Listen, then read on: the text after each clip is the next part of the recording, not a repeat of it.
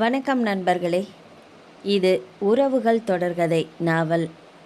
இந்த நாவல் உங்களுக்கு பிடிச்சிருந்தா சப்ஸ்கிரைப் பண்ணுங்கள், லைக் பண்ணுங்கள், ஷேர் பண்ணுங்கள், மறக்காமல் கமெண்ட் பண்ணுங்கள். சுவரில் சாய்ந்து அமர்ந்திருந்த கார்த்தியாயினியின் கண்களிலிருந்து கண்ணீர் வற்றாமல் வழிந்து கொண்டே இருந்தது.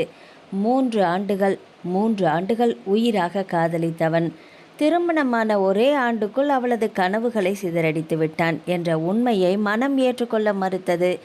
எத்தனை முறை தன்னைத்தானே சமாதானப்படுத்த முயன்றாலுமே நினைவுகள் மீண்டும் மீண்டும் மனதை கிழித்தெறிந்தன. அதனால் கண்ணீருக்கும் ஓய்வு கிடைக்கவில்லை. காதலிக்கும் காலத்தில் காதலின் போதை கண்களை மூடிவிடுகிறது. அப்போது எதிரில் இருப்பவரின் குறைகள் எதுவுமே பெரிதாக தெரிவதில்லை. சிறிய குறைகள் கூட நிறைகளாகவே தோன்றுகின்றன. காதல் என்பது மனிதனை முழுமையாக பார்க்கச் செய்வதில்லை. அவன் விரும்பும் முகத்தை மட்டுமே காட்டுகிறது. ஆனால் திருமணத்துக்கு பிறகு வாழ்க்கை வேறொரு முகத்தை திறக்கிறது. காதலின் கனவுலகம் விலகி யதார்த்தம் கதவை தட்டும். அன்றாட பொறுப்புகள், குடும்ப சூழ்நிலைகள், விட்டு கொடுத்தல்கள், எதிர்பார்ப்புகள், இவை அனைத்தும் சேர்ந்து இதுவரை மறைந்திருந்த குணங்களையும் குறைகளையும் வெளிச்சத்துக்கு கொண்டு வருகின்றன. அப்போதுதான் காதலின் மயக்கத்தில் காணாமல் போன பல உண்மைகள் கண்முன்னே தெளிவாக நிற்கின்றன. அதே நிலைதான் கார்த்தியாயினிக்கும் நேர்ந்தது. கதிரவனை உயிருக்குயிராக நேசித்த அந்த 3 ஆண்டுகளில் அவளுக்கு தெரியாத அவனது குணங்கள் திருமணமான முதல் மாதத்திலிருந்தே ஒன்றன் பின் ஒன்றாக வெளிப்பட ஆரம்பித்தன. ஆரம்பத்தில் அவற்றை சிறிய விஷயங்களாக எண்ணி புறக்கணித்தாள். காலம் செல்ல செல்ல அந்த சிறிய விரிசல்கள் பெரும் பிளவுகளாக மாறி அவர்களின் வாழ்க்கையே சிதைக்கத் தொடங்கிவிட்டது. ராசிபுரத்திலிருந்து கொண்டலாம்பட்டியில் இருந்த கல்லூரிக்கு தினமும் பேருந்தில் சென்று வருவதே கார்த்தியாயினியின் வழக்கம். அந்த பேருந்து பயணத்தில்தான் முதலாக கதிரவனை பார்த்தாள்.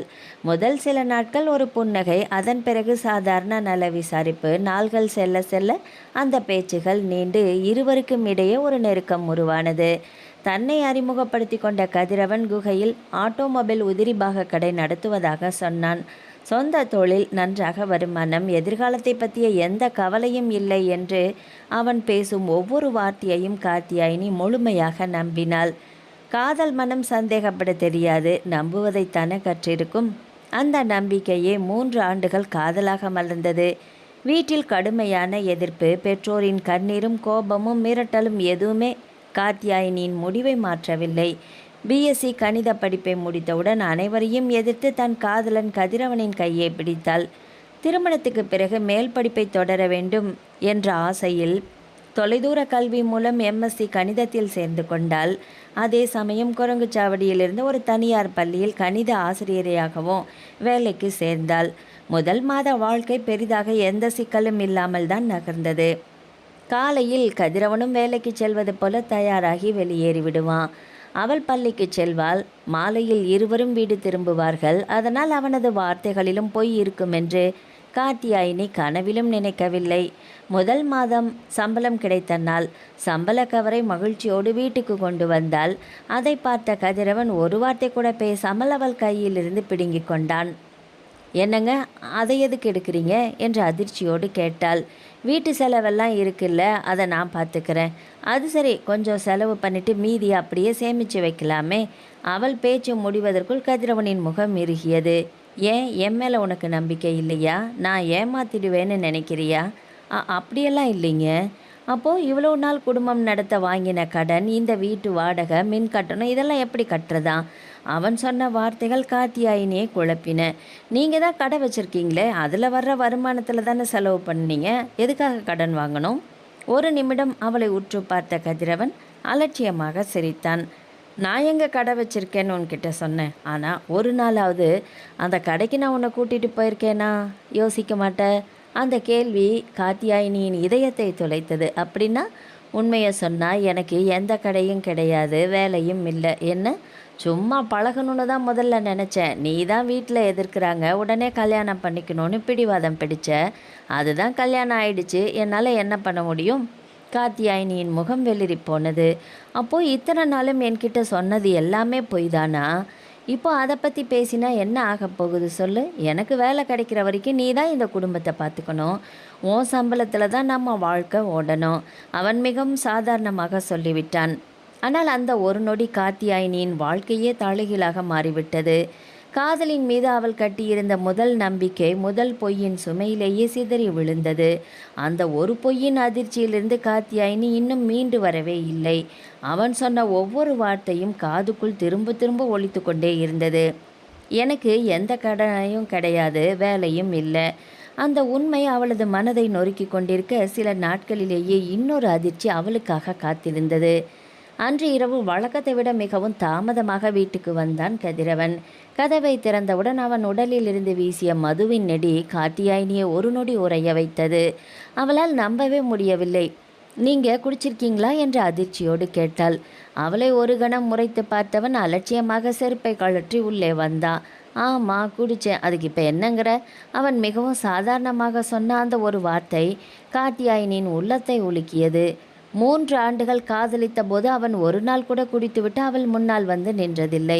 அவளுக்கு தெரியாமல் அவ்வளவு நாட்களும் மறைத்தானா, இல்லை அவளை நம்ப வைக்கவே நல்லவனாக நடித்தானா? எந்த கேள்விக்கும் அவளிடம் பதிலில்லை. எதுக்குங்க குடிக்கிறீங்க? இது நல்ல பழக்கமே இல்லையே, விட முடியாதா என்று மெதுவாக கேட்டாள். அடுத்த நொடியே பலார் என்று அவளது கன்னத்தில் அவன் கை பதிந்தது. எதிர்பாராத அந்த அறையில் காத்தியாயினி தடுமாறி பின்னால் சாய்ந்தாள். கன்னம் எரிந்தது. ஆனால் அதைவிட அவளது மனம்தான் அதிகமாக வலித்தது. ஒரு காலத்தில் கண்ணே மணியே என்று உயிராக கொஞ்சிய அதே மனிதன் இன்று தயக்கமின்றி அவள் மீது கை நீட்டியிருந்தான். அவள் கண்ணீரோடு அவனை பார்த்தாள். அவனோ எந்த குற்ற உணர்வும் இல்லாமல், நான் என்ன பண்ணணும்னு எனக்கு தெரியும், இனிமே என் விஷயத்தில் நீ தலையிடாத என்று சொல்லிவிட்டு படுக்கையில் விழுந்தான். அந்த இரவு முழுவதும் காத்தியாயினிக்கு தூக்கமே வரவில்லை. பெற்றோர்களை எதிர்த்தால், உறவுகளை விட்டால் தன் வாழ்க்கையின் கடைசி வரை துணையாக இருப்பான் என்று நம்பி அவன் கையை பிடித்தாள். ஆனால் அந்த நம்பிக்கை ஒவ்வொரு நாளாக உடைந்து கொண்டே வந்தது. முதலில் அவன் சொன்ன வேலை ஒரு பொய் என்று தெரிந்தது. அதன் பிறகு அவன் குடிப்பழக்கம் வெளிச்சத்துக்கு வந்தது. இப்போது அவன் கை நீட்டி அடிக்கும் மனிதன் என்பதும் புரிந்துவிட்டது. ஒன்றபின் ஒன்றாக அவள் ஆசையோடு கட்டிய காதல் கோட்டைகள் அனைத்துமே சரிந்து விழுந்தன. ஒரு காலத்தில் விண்ணளவு உயரமாக தெரிந்த அந்த காதல் இன்று மழையில் கரைந்து போன மணல் கோட்டையாக அவள் கண்முன்னே சிதிலமடைந்து கிடந்தது.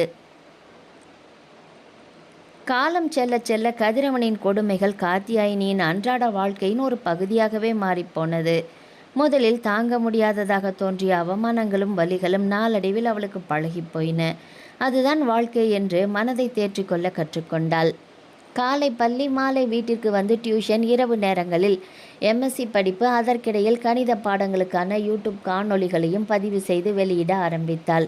அவளது விளக்கங்கள் மாணவர்களிடம் நல்ல வரவேற்பை பெற்றதால் அங்கிருந்தும் கணிசமான வருமானம் வரத் தொடங்கியது.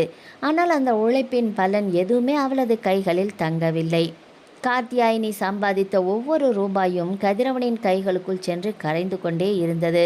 வயிறு நிறைய சாப்பிடுவதற்கும் மதுவில் மூழ்குவதற்கும் மட்டுமே அவன் அந்த பணத்தை பயன்படுத்தினான்.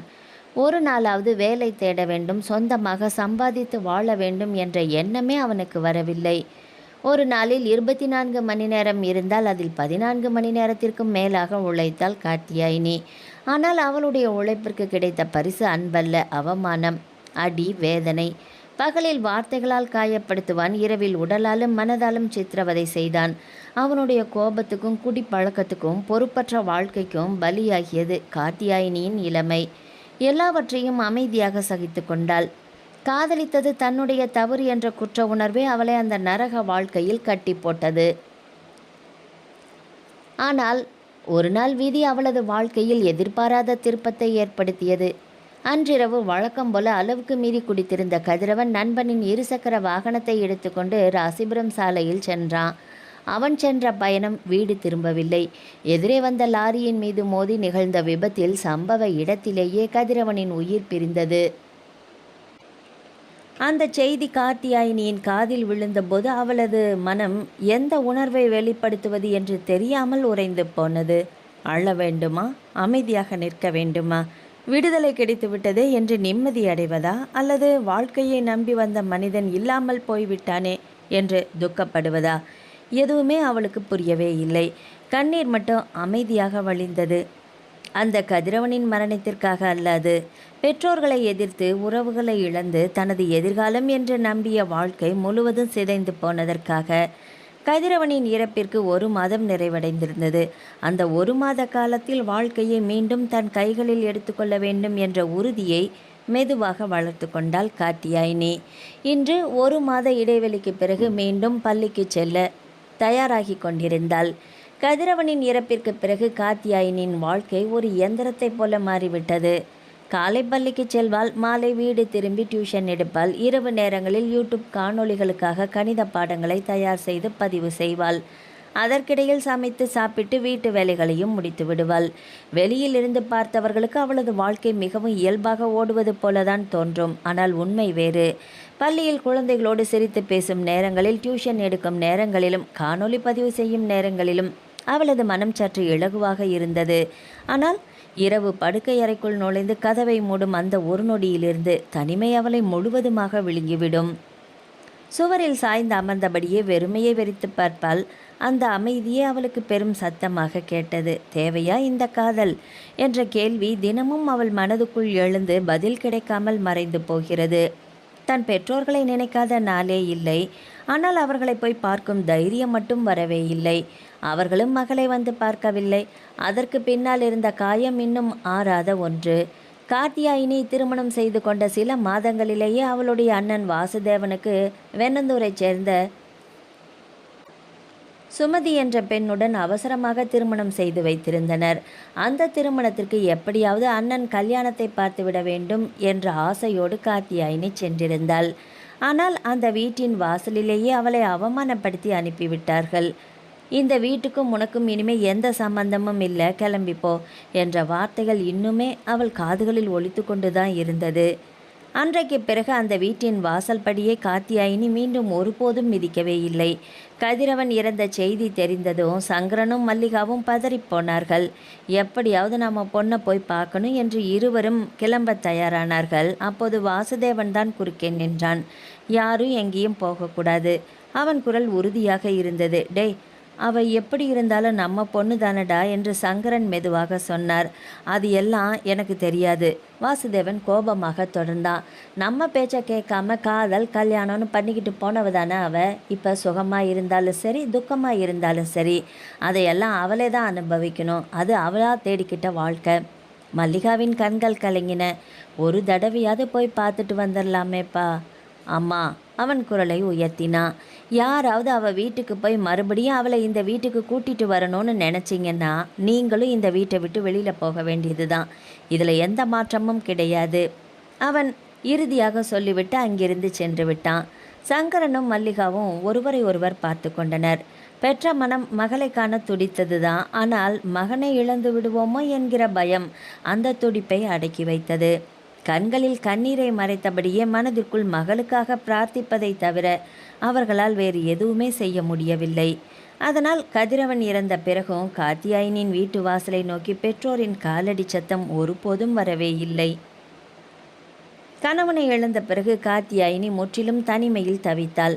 அந்த தனிமையின் நடுவே ஆண்டவன் அனுப்பிய மனிதர்களைப் போல அவளுடைய வாழ்க்கையில் இருந்தவர்கள் வீட்டின் உரிமையாளரான மாணிக்கமும் அவரது மனைவி கமலாவும். அவர்களுக்கு ஒரே மகன் ராகவேந்திரன். திருமணமாகி குடும்பத்துடன் வெளிநாட்டில் வசித்து வந்தான். அதனால் அந்த பெரிய வீட்டில் மாணிக்கமும் கமலாவும் மட்டும் தனியாக வாழ்ந்து கொண்டிருந்தனர். காத்தியாயினி குடியிருந்த அவர்களுடைய வீட்டின் மாடிப்பகுதியில். திருமணமான புதிதிலிருந்தே அவளுடைய ஒழுக்கம், பொறுப்பு, பிறரிடம் பழகும் விதம் என்று அனைத்தையுமே கவனித்திருந்த அவர்கள் அவளை தங்களுடைய மகளைப் போலவே நினைக்க தொடங்கியிருந்தனர். கதிரவன் இறந்த பிறகும் வீட்டை காலி பண்ணிடு என்று ஒரு வார்த்தை கூட சொல்லவே இல்லை. மாறாக, நீ எங்கும் போக வேண்டாமா, நாங்கள் இருக்கிற வரைக்கும் இது உன் வீடுதான் என்று தைரியம் கொடுத்தார்கள். அந்த வார்த்தைகளே பெற்றோரின் அரவணைப்பை இழந்திருந்த காத்தியாயினிக்கு உயிர் கொடுக்கும் மருந்தாக அமைந்தது. காலையில் பள்ளிக்கு செல்லும் முன் கமலா அவளை அழைத்து சாப்பிட்டுட்டு போமா என்று அக்கறையோடு கேட்டுவார். மாணிக்கம் எதுவும் தேவையாயிருந்தால் தயங்காமல் சொல்லுமா என்று தந்தையைப் போல விசாரிப்பார். அவர்களுடைய அன்பில் எந்த எதிர்பார்ப்பும் இல்லை. அது ஒரு மனித நேயத்தின் வெளிப்பாடு மட்டுமே. கணவன் இல்லாமல் தனியாக வாழும் ஒரு பெண்ணின் நிலை இந்த சமுதாயத்தில் எப்படி இருக்கும் என்பதை அவர்கள் நன்றாகவே அறிந்திருந்தார்கள். அதனால்தான் காத்தியாயினி எந்த அச்சமும் இல்லாமல் அந்த வீட்டில் நிம்மதியாக வாழ வேண்டும் என்பதில் இருவருமே அதிக அக்கறை காட்டினார்கள். அவர்களுடைய பாதுகாப்பு இல்லாமல் இருந்திருந்தால் காத்தியாயினியின் வாழ்க்கை எந்த திசையில் போயிருக்கும் என்று அவளே நினைத்து பார்க்க பயந்தாள். உறவுகள் எல்லாம் விலகிய பிறகும் இரத்த உறவாக இல்லாவிட்டாலும் மன உறவாக அவளுக்கு கிடைத்த 2 நல்ல உள்ளங்கள்தான் மாணிக்கமும் கமலாவும். அவர்களுடைய வீட்டில் இருந்ததால் பல மாதங்களுக்கு பிறகு காத்தியாயினி இரவு நேரங்களில் அச்சமில்லாமல் கண்களை மூடி உறங்க கற்றுக்கொண்டாள். அது வெறும் உறக்கமல்ல, தான் பாதுகாப்பாக இருக்கிறோம் என்று நிம்மதி தந்த ஆழ்ந்த உறக்கம். காத்தியாயினிக்கு இப்போது பணப்பிரச்சனை இல்லை. ஒரு காலத்தில் எவ்வளவு சம்பாதித்தாலும் கையில் 1 ரூபாய் கூட மிஞ்சாமல் போய்விடும். அவள் உழைப்பின் பலன் அனைத்துமே கதிரவனின் குடிப்பழக்கத்திலும் பொறுப்பற்ற செலவுகளிலுமே கரைந்து போயிருந்தது. ஆனால் இன்று நிலைமை முற்றிலும் மாறியிருந்தது. பள்ளி ஆசிரியரையாக கிடைக்கும் சம்பளம், வீட்டில் நடத்தும் டியூஷன், யூடியூப், கணித வகுப்புகளின் மூலம் வரும் வருமானம் என்று 3 வழிகளிலும் அவளது வருமானம் சீராக வந்து கொண்டிருந்தது. செலவு செய்வதற்கு முன் 10 முறை யோசிக்கும் பழக்கத்தை வாழ்க்கையே அவளுக்கு கற்றுக் கொடுத்திருந்தது. தேவைக்கு அதிகமாக ஒரு பைசா கூட செலவழிக்க மாட்டாள்.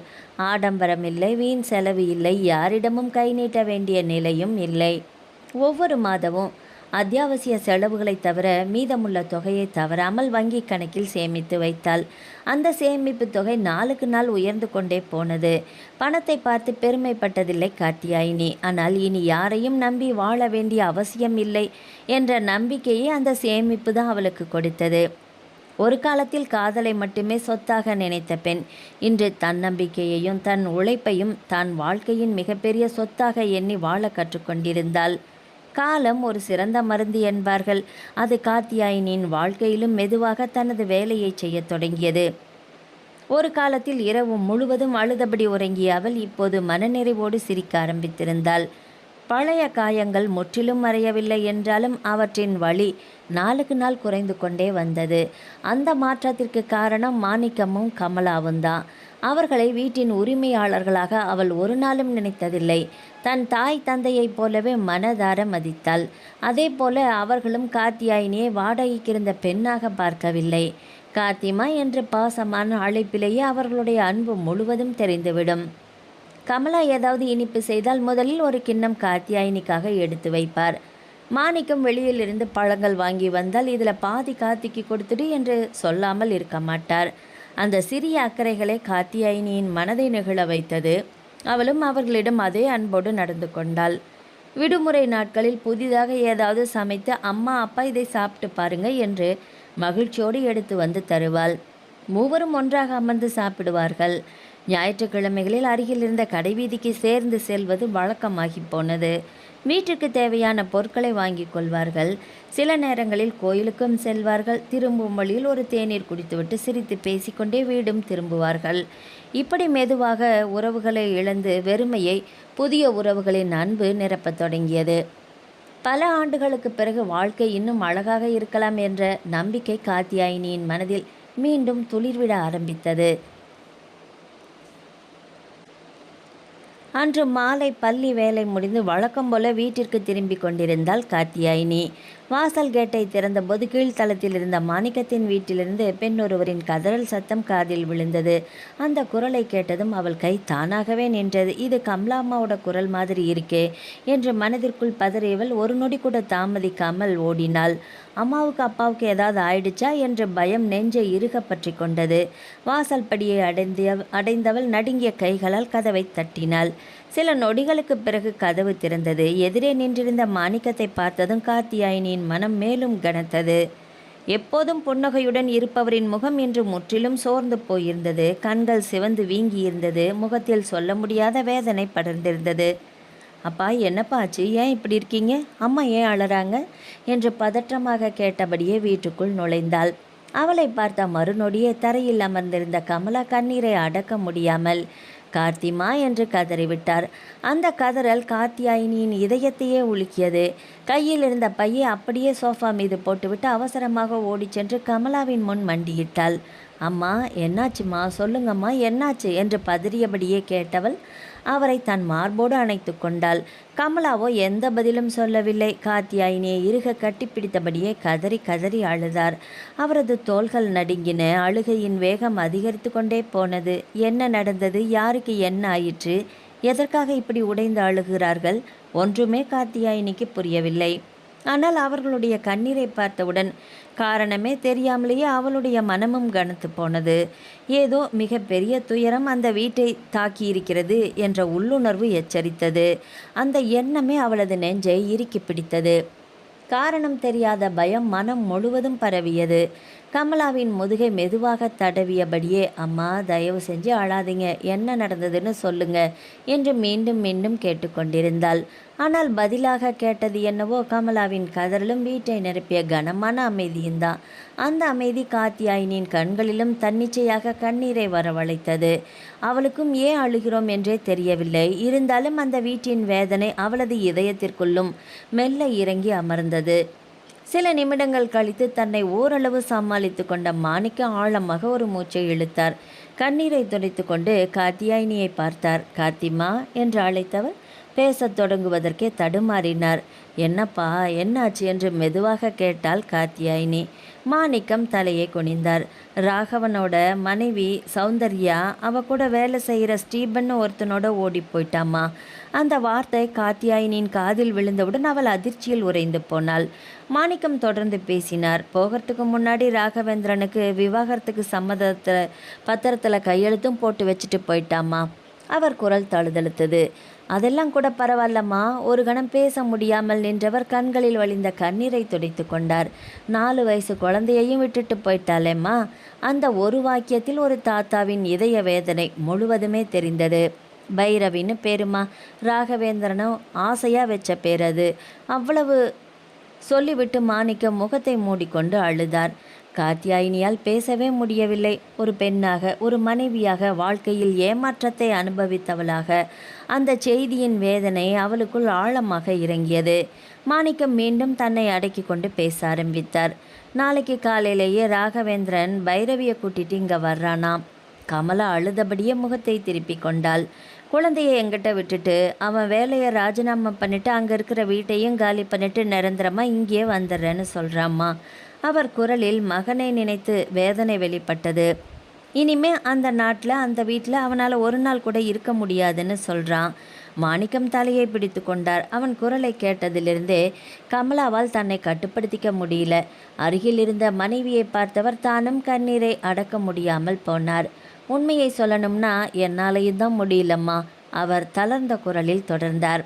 நாங்கள் யாருக்கு என்ன கெடுதல் நினச்சோம்? எங்களால் முடிஞ்ச நல்லதை தானே பண்ணிட்டு வந்தோம். ஆனால் எங்கள் குடும்பத்துக்கு மட்டும் ஏம்மா இப்படி ஒரு சோதனை? கடவுள் எதுக்காக எங்களை இப்படியெல்லாம் சோதிக்கிறாரோ தெரியலையே என்று சொல்லிவிட்டு மாணிக்கம் கண்ணீரை மறைக்க முடியாமல் முகத்தை திருப்பிக் கொண்டார்.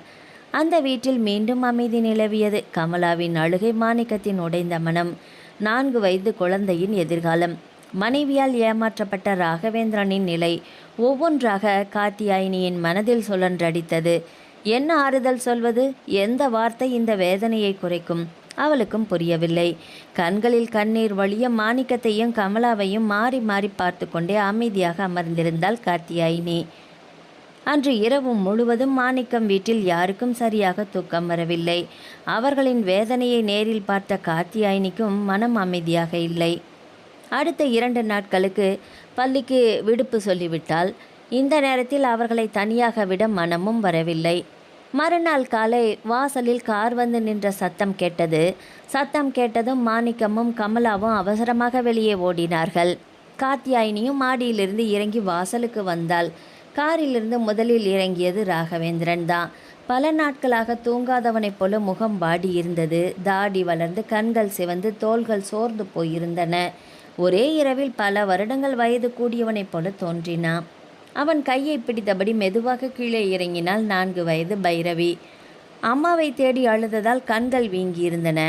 மகனை பார்த்த நொடியே கமலா ஓடிச் சென்று அவனை இறுக கட்டி கொண்டாள். ராகவா என்று கதறியவர் அடக்கி வைத்திருந்த கண்ணீரை முழுவதுமாக கொட்டினார். உன் வாழ்க்கை இப்படி ஆகும்னு நாங்கள் கனவுல கூட நினைக்கலடா கண்ணா. நாங்கள் பார்த்து பண்ணி வைத்த கல்யாணம் உன்னை இப்படி நிற்க வச்சிடுச்சே. அவரால் அதற்கு மேல் பேச முடியவில்லை. ராகவேந்திரனும் எதுவும் சொல்லவில்லை. அம்மாவை அணைத்தபடியே அமைதியாக நின்றான். அவன் கண்களிலும் கண்ணீர் வழிந்தது. அருகில் வந்த மாணிக்கம் மகனின் தோலை பிடித்து தன்னோடு அணைத்து கொண்டார். தைரியமா இருடா, எல்லாம் சரியாயிடும். என்று சொன்னாலுமே அவருடைய குரலும் நடுங்கி கொண்டுதான் இருந்தது. அந்த காட்சியை ஓரமாக நின்று பார்த்து கொண்டிருந்தாள் காத்தியாயினி. அப்போதுதான் அவளுடைய பார்வை பைரவியின் மீது விழுந்தது. பெரியவர்கள் தங்களது துயரத்தில் மூழ்கியிருந்தனர். 4 வயது குழந்தையோ யாரும் கவனிக்காமல் தரையில் அமர்ந்தபடி அழுது கொண்டிருந்தது. அந்த அழுகை காத்தியாயினியின் மனதை உருக்கிவிட்டது. ஒரு நொடி கூட யோசிக்கவில்லை. வேகமாக அவளிடம் சென்று குட்டிமா என்று மெதுவாக அழைத்தபடி இடுப்பில் தூக்கி கொண்டாள். அவள் தோளில் சாய்ந்ததும் பைரவியின் அழுகை கொஞ்சம் கொஞ்சமாக அடங்கத் தொடங்கியது. பசிக்குதாடா செல்லம் என்று மெதுவாக கேட்டாள். குழந்தை எதுவும் பேசாமல் அவளது தோளில் முகம் புதைத்து கொண்டது. அந்த சிறிய செய்கையே எல்லா பதில்களையும் சொல்லிவிட்டது. காத்தியாயினி நேராக சமையல் அறைக்குள் சென்றாள். அடுப்பில் பாலை வைத்து காய்ச்சினாள். அதை பக்குவமாக ஆற வைத்து மெதுவாக பைரவிக்கு கொடுத்தாள். பசியால் தவித்திருந்த குழந்தை அமைதியாக பாலை அருந்தியது. அதை பார்த்த காத்தியாயினியின் மனம் கனத்தது. காலையிலிருந்து இந்த குழந்தை சரியாக எதுவும் சாப்பிட்ருக்காது என்று நினைத்தவள் குழந்தையை இடுப்பில் வைத்தபடியே சமையலறையை சுற்றி பார்த்தாள். வீட்டில் இருந்த பொருட்களை எடுத்தால் யாரும் சொல்லவில்லை, யாரும் கேட்கவில்லை. ஆனால் அந்த வீட்டுக்கு இப்போது தேவை என்ன என்பதை அவள் நன்றாக புரிந்து கொண்டிருந்தாள். அடுப்பை ஏற்றி சமைக்க ஆரம்பித்தாள். ஒரு கையால் பைரவியை அணைத்தபடி மற்றொரு கையால் சமைத்து கொண்டிருந்தாள். வீடு முழுவதும் துயரத்தில் மூழ்கியிருந்த அந்த நேரத்தில் அந்த வீட்டின் பொறுப்பை எந்த உரிமையும் இல்லாமல், எந்த எதிர்பார்ப்பும் இல்லாமல் அமைதியாக தன் தோள்களில் சுமந்தாள் காத்தியாயினி. அன்று முழுவதும் அந்த வீட்டில் யாராலுமே இயல்பாக இருக்க முடியவில்லை. கமலா அழுது அழுது ஓய்ந்து போயிருந்தார். மாணிக்கம் வெளியில் தைரியமாக இருப்பது போல காட்டிக்கொண்டாலும் மகனின் உடைந்த மனநிலையை பார்க்கும் ஒவ்வொரு நொடியும் உள்ளுக்குள் சிதைந்து கொண்டிருந்தார். ராகவேந்திரன் பேசவே இல்லை. சோஃபாவில் அமைதியாக அமர்ந்து வெறுமையையே வெறித்து பார்த்து கொண்டிருந்தான். அவனது அருகில் விளையாட வேண்டிய வயதில் இருந்த பைரவி கூட அன்று ஒரு வார்த்தை கூட பேசாமல் அமைதியாக இருந்தது. அந்த வீட்டின் அமைதியே துக்கத்தின் ஆழத்தை சொல்லி கொண்டிருந்தது. அப்போது அந்த வீட்டில் சத்தமில்லாமல் இயங்கிக் கொண்டிருந்த ஒரே நபர் காத்தியாயினி தான். யாரையும் எதுவும் கேட்கவில்லை, யாருடைய துக்கத்திலும் குறுக்கிடவில்லை. ஆனால் அவர்கள் கேட்காமலேயே அவர்களுக்கு தேவையான அனைத்தையுமே செய்து கொண்டிருந்தாள். சூடாக காப்பி போட்டு கொண்டு வந்து மாணிக்கத்தின் கையில் கொடுத்தாள். அப்பா காலையிலேருந்து எதுவும் குடிக்கல, கொஞ்சம் குடிங்க என்று மெதுவாக சொன்னாள். கமலாவின் அருகில் அமர்ந்து, அம்மா கொஞ்சமாவது சாப்பிடணும், நீங்கள் சாப்பிடலன்னா எல்லாரும் இன்னும் உடஞ்சி போயிடுவாங்கல்ல என்று பொறுமையாக சமாதானப்படுத்தினாள். பைரவியை தன் அருகிலேயே வைத்து கொண்டு சாப்பிட வைத்தாள். குழந்தை சிரிக்க வேண்டும் என்பதற்காக சிறு சிறு கதைகள் சொல்லி அவளை மெதுவாக இயல்பாக்க முயன்றாள். ராகவேந்திரனிடம் மட்டும் அவள் எந்த ஆறுதலும் சொல்லவில்லை. சில துக்கங்களுக்கு வார்த்தைகள் மருந்தாக இருக்காது என்பதை அவள் தன் வாழ்க்கையிலேயே கற்றிருந்தாள். அதனால் அவன் அருகே ஒரு டம்ளர் காப்பியை மட்டும் அமைதியாக வைத்துவிட்டு கொஞ்சம் குடிங்க என்று சொல்லிவிட்டு அங்கிருந்து நகர்ந்தாள். அந்த ஒரு நொடி ராகவேந்திரன் முதன்முறையாக காத்தியாயினியை நிமிர்ந்து பார்த்தான். அவளது முகத்தில் பரிதாபமோ இரக்கமோ இல்லை, புரிந்து கொள்ளும் அமைதிதான் இருந்தது. அந்த அமைதியை அந்த வீட்டில் உடைந்து போயிருந்த 4 மனங்களுக்கும் மெதுவாக ஆறுதலாக மாற ஆரம்பித்தது. அன்றிலிருந்து அந்த வீட்டில் யாரும் சொல்லாமலேயே அந்த குடும்பத்தின் ஒரு உறுப்பினரைப் போல எல்லா பொறுப்புகளையும் அமைதியாக ஏற்றுக்கொண்டாள் காத்தியாயினி. இப்படியே நாட்கள் நகர்ந்தன.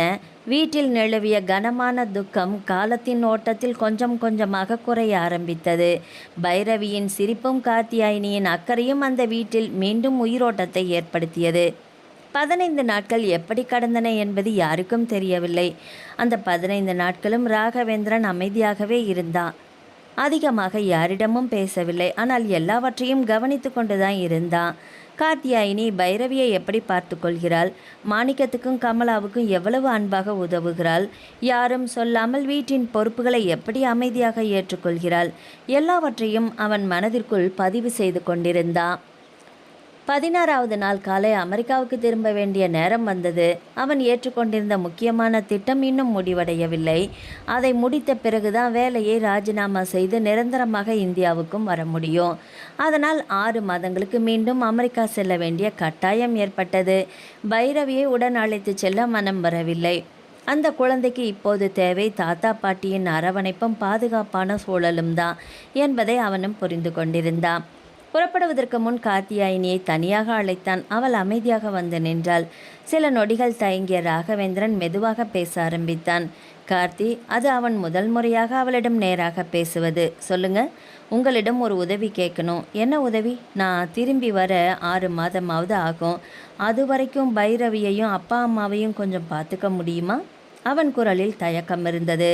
அவங்களுக்கு ஏதாவது தேவை என்றால் தயங்காமல் கவனிச்சுக்கோங்க. நான் திரும்பி வந்ததும் எல்லா பொறுப்பையும் நானே எடுத்துக்கிறேன். காத்தியாயினியின் முகத்தில் மென்மையான புன்னகை மலர்ந்தது. இதுக்கு போய் ஏன் இவ்வளவு தயங்குறீங்க? பைரவி எனக்கும் பொண்ணு மாதிரி. ஏன் பொண்ணுதான். ஒரு நொடி குழந்தைய பார்த்துவிட்டு மீண்டும் அவனை நோக்கினாள். நீங்கள் எந்த கவலையும் இல்லாமல் போயிட்டு வாங்க. அம்மாவும் அப்பாவும் பைரவியும் 3 பேரையும் நான் நல்லா பார்த்துக்கிறேன். அவங்க என்னுடைய பொறுப்பு. அந்த வார்த்தைகள் ராகவேந்திரனின் மனதிலிருந்து மிக பெரிய பாரத்தை இறக்கி வைத்தது. ரொம்ப நன்றி என்றான் மனதார. நன்றியெல்லாம் சொல்லாதீங்க, நாம் எல்லாரும் ஒரே குடும்பம் மாதிரி தானே. அந்த ஒரு வாக்கியம் அவனை ஆழமாக தொட்டது. சொந்தம் என்று சொல்லிக்கொள்ள வேண்டிய மனைவி தன் குழந்தையை கூட விட்டுவிட்டு வேறொருவருடன் சென்று விட்டாள். ஆனால் எந்த இரத்த உறவும் இல்லாத இந்த பெண் பைரவியை தன் குழந்தையாக ஏற்றுக்கொண்டு கவனிக்க தயங்கவில்லை. காத்தியாயினி மீது ராகவேந்திரனின் மனதில் அளவற்ற மரியாதை பிறந்தது. புறப்படும் நேரமும் வந்தது. மாணிக்கத்தையும் கமலாவையும் கட்டிப்பிடித்து ஆறுதல் கூறினான். இன்னும் ஒரு 6 மாதந்தாம்மா, வேலை முடிச்சுட்டு நிரந்தரமாக வந்துடுறேன். அது வரைக்கும் உடம்பை பார்த்துக்கோங்க. கமலாவின் கண்கள் மீண்டும் கலங்கியது. பத்திரமா போயிட்டு வாடா கண்ணா. மாணிக்கமும் மகனின் தோலை தட்டி கொடுத்தார். பைரவியை தூக்கி நீண்ட நேரம் அணைத்து கொண்டே நின்ற ராகவேந்திரன் அவளது நெற்றியில் முத்தமிட்டான். அப்பா, சீக்கிரம் வந்துடுவேண்டா செல்லம் என்று கண்ணீரை மறைத்தபடி கூறினான். அந்த குழந்தையை மெதுவாக காத்தியாயினியின் கைகளில் ஒப்படைத்தான். அந்த நொடியிலிருந்து பைரவியின் பாதுகாப்பும் அந்த வீட்டின் அமைதியும் காத்தியாயினியின் பொறுப்பாக மாறியது. அவளும் அந்த பொறுப்பை முழு மனதோடு ஏற்றுக்கொண்டாள். ராகவேந்திரனை விமான நிலையத்துக்கு புறப்பட அனுப்பிவிட்டு வீடு திரும்பியதும் அந்த வீட்டில் மீண்டும் ஒரு அமைதி நிலவியது. ஆனால் அந்த அமைதி சில நாட்களுக்கு முன் இருந்த துக்கத்தின் அமைதி அல்ல. ஒவ்வொருவரும் தங்களுக்குள் ஒரு முடிவை எடுத்திருந்த அமைதி. பைரவி மட்டும் வாசல் கேட்டை பார்த்தபடியே நின்றாள். அப்பா, இன்னைக்கு வந்துடுவாங்களா என்று குழந்தைத்தனமாக கேட்டாள். அவள் தலையை வருடிய காத்தியாயினி மெதுவாக சிரித்தாள். அப்பா வேலை முடிச்சு சீக்கிரமாக வந்துடுவாங்க குட்டிமா. அது வரைக்கும் நாம் எல்லாரும் நல்லா இருக்கணும்ல. குழந்தை ஒன்றும் புரியாமல் தலையசைத்தது. அம்மா என்று கேட்க காத்தியாயினிக்கு என்ன சொல்வது என்றே புரியவில்லை. அந்த சிறிய முகத்தை பார்த்த காத்தியாயினியின் மனம் உருகி போனது. இன்று முதல் இந்த குழந்தையின் உலகத்தில் ஒரு வெற்றிடம் உருவாகிவிட்டது. அதை நிரப்ப யாராலும் முடியாது. ஆனால் அந்த வெற்றிடம் குழந்தையை வதைக்காமல் பார்த்து கொள்ள முடியும். அதைத்தான் அவள் செய்ய வேண்டும் என்று மனதிற்குள் முடிவு செய்தாள். அன்றே மாலையில் பைரவியை அழைத்து கொண்டு அருகில் இருந்த பூங்காவுக்கு சென்றாள். முதல் சில நிமிடங்கள் குழந்தை அமைதியாகவே இருந்தது. பிறகு ஊஞ்சலை பார்த்ததும் கண்களில் ஒளி திரும்பியது. கார்த்தி ஆண்டி ஊஞ்சல் என்று கையை நீட்டினாள். வாங்க செல்லம் என்று தூக்கி ஊஞ்சலில் அமர வைத்தாள். காற்றில் ஆடியபடி சிரித்த குழந்தையை பார்த்ததும் காத்தியாயினிக்கு தெரியாமல் புன்னகை மலர்ந்தது. அந்த சிரிப்பை பல நாட்களாக அந்த வீடு கேட்கவே இல்லை. தொலைவில் அமர்ந்திருந்த மாணிக்கமும் கமலாவும் அந்த காட்சியை பார்த்து நிம்மதி பெருமூச்சு விட்டார்கள். நம்ம வீட்டில் சிரிப்பு திரும்பி வர காரணமே இந்த பொண்ணு தான் என்று கமலா மெதுவாக சொன்னால். மாணிக்கமும் அமைதியாக தலையசைத்தார். அன்று முதல் காத்தியாயினி தன் அன்பாலும் அக்கறையாலும் குழந்தையின் மனதில் இடம் பிடித்தாள். தாயின் நினைவு வராமல் பார்த்து கொண்டாள். அடுத்த நாள் காலை காத்தியாயினி ஒரு முக்கியமான முடிவை எடுத்தாள். அப்பா, பைரவியை வீட்டிலேயே வைக்கக்கூடாது. குழந்தை மற்ற குழந்தைகளோட பழகணும். அருகில் இருக்கிற நல்ல ஃப்ரீ ஸ்கூலாக பார்த்து சேர்த்துடலாம். மாணிக்கத்தின் முகத்திலும் மகிழ்ச்சி தெரிந்தது. நானும் அதை தான் நினச்சேம்மா. ஆனால் உனக்கு சிரமமாக இருக்குமேனு தான் கேட்கல. எனக்கு எந்த சிரமமும் இல்லைப்பா. நான் ஸ்கூலுக்கு போகிற வழியிலேயே அவளை விட்டுட்டு போயிடுவேன். மாலையில் கூட்டிகிட்டு வந்துடுறேன். ரொம்ப சிரமப்படுறியேம்மா? இதெல்லாம் சிரமமே இல்லைப்பா என்று பைரவியை பார்த்தாள். இது நம்ம குட்டிமாவோட எதிர்காலத்துக்காக. கமலாவின் கண்கள் மீண்டும் கலங்கின. கடவுள் உன்னை எங்களுக்காக தான் அனுப்பியிருக்காரு கார்த்திமா என்றார் நெகிழ்ச்சியோடு. காத்தியாயினி உடனே சிரித்தாள். இனிமே இந்த வீட்டில் யாருமே ஆளக்கூடாதுமா. பைரவி சிரிச்சா நாமளும் சிரிக்கணுமாக்கும். அந்த ஒரு வார்த்தையிலேயே அந்த வீட்டின் புதிய வாழ்க்கை தொடங்கியது. கார்த்தியாயினி வழக்கம் போல அதிகாலையிலேயே எழுந்து விட்டாள். சமையல் அறைக்குள் சென்று அடுப்பை பற்ற வைத்தவள் முதலில் காப்பி போட்டாள்.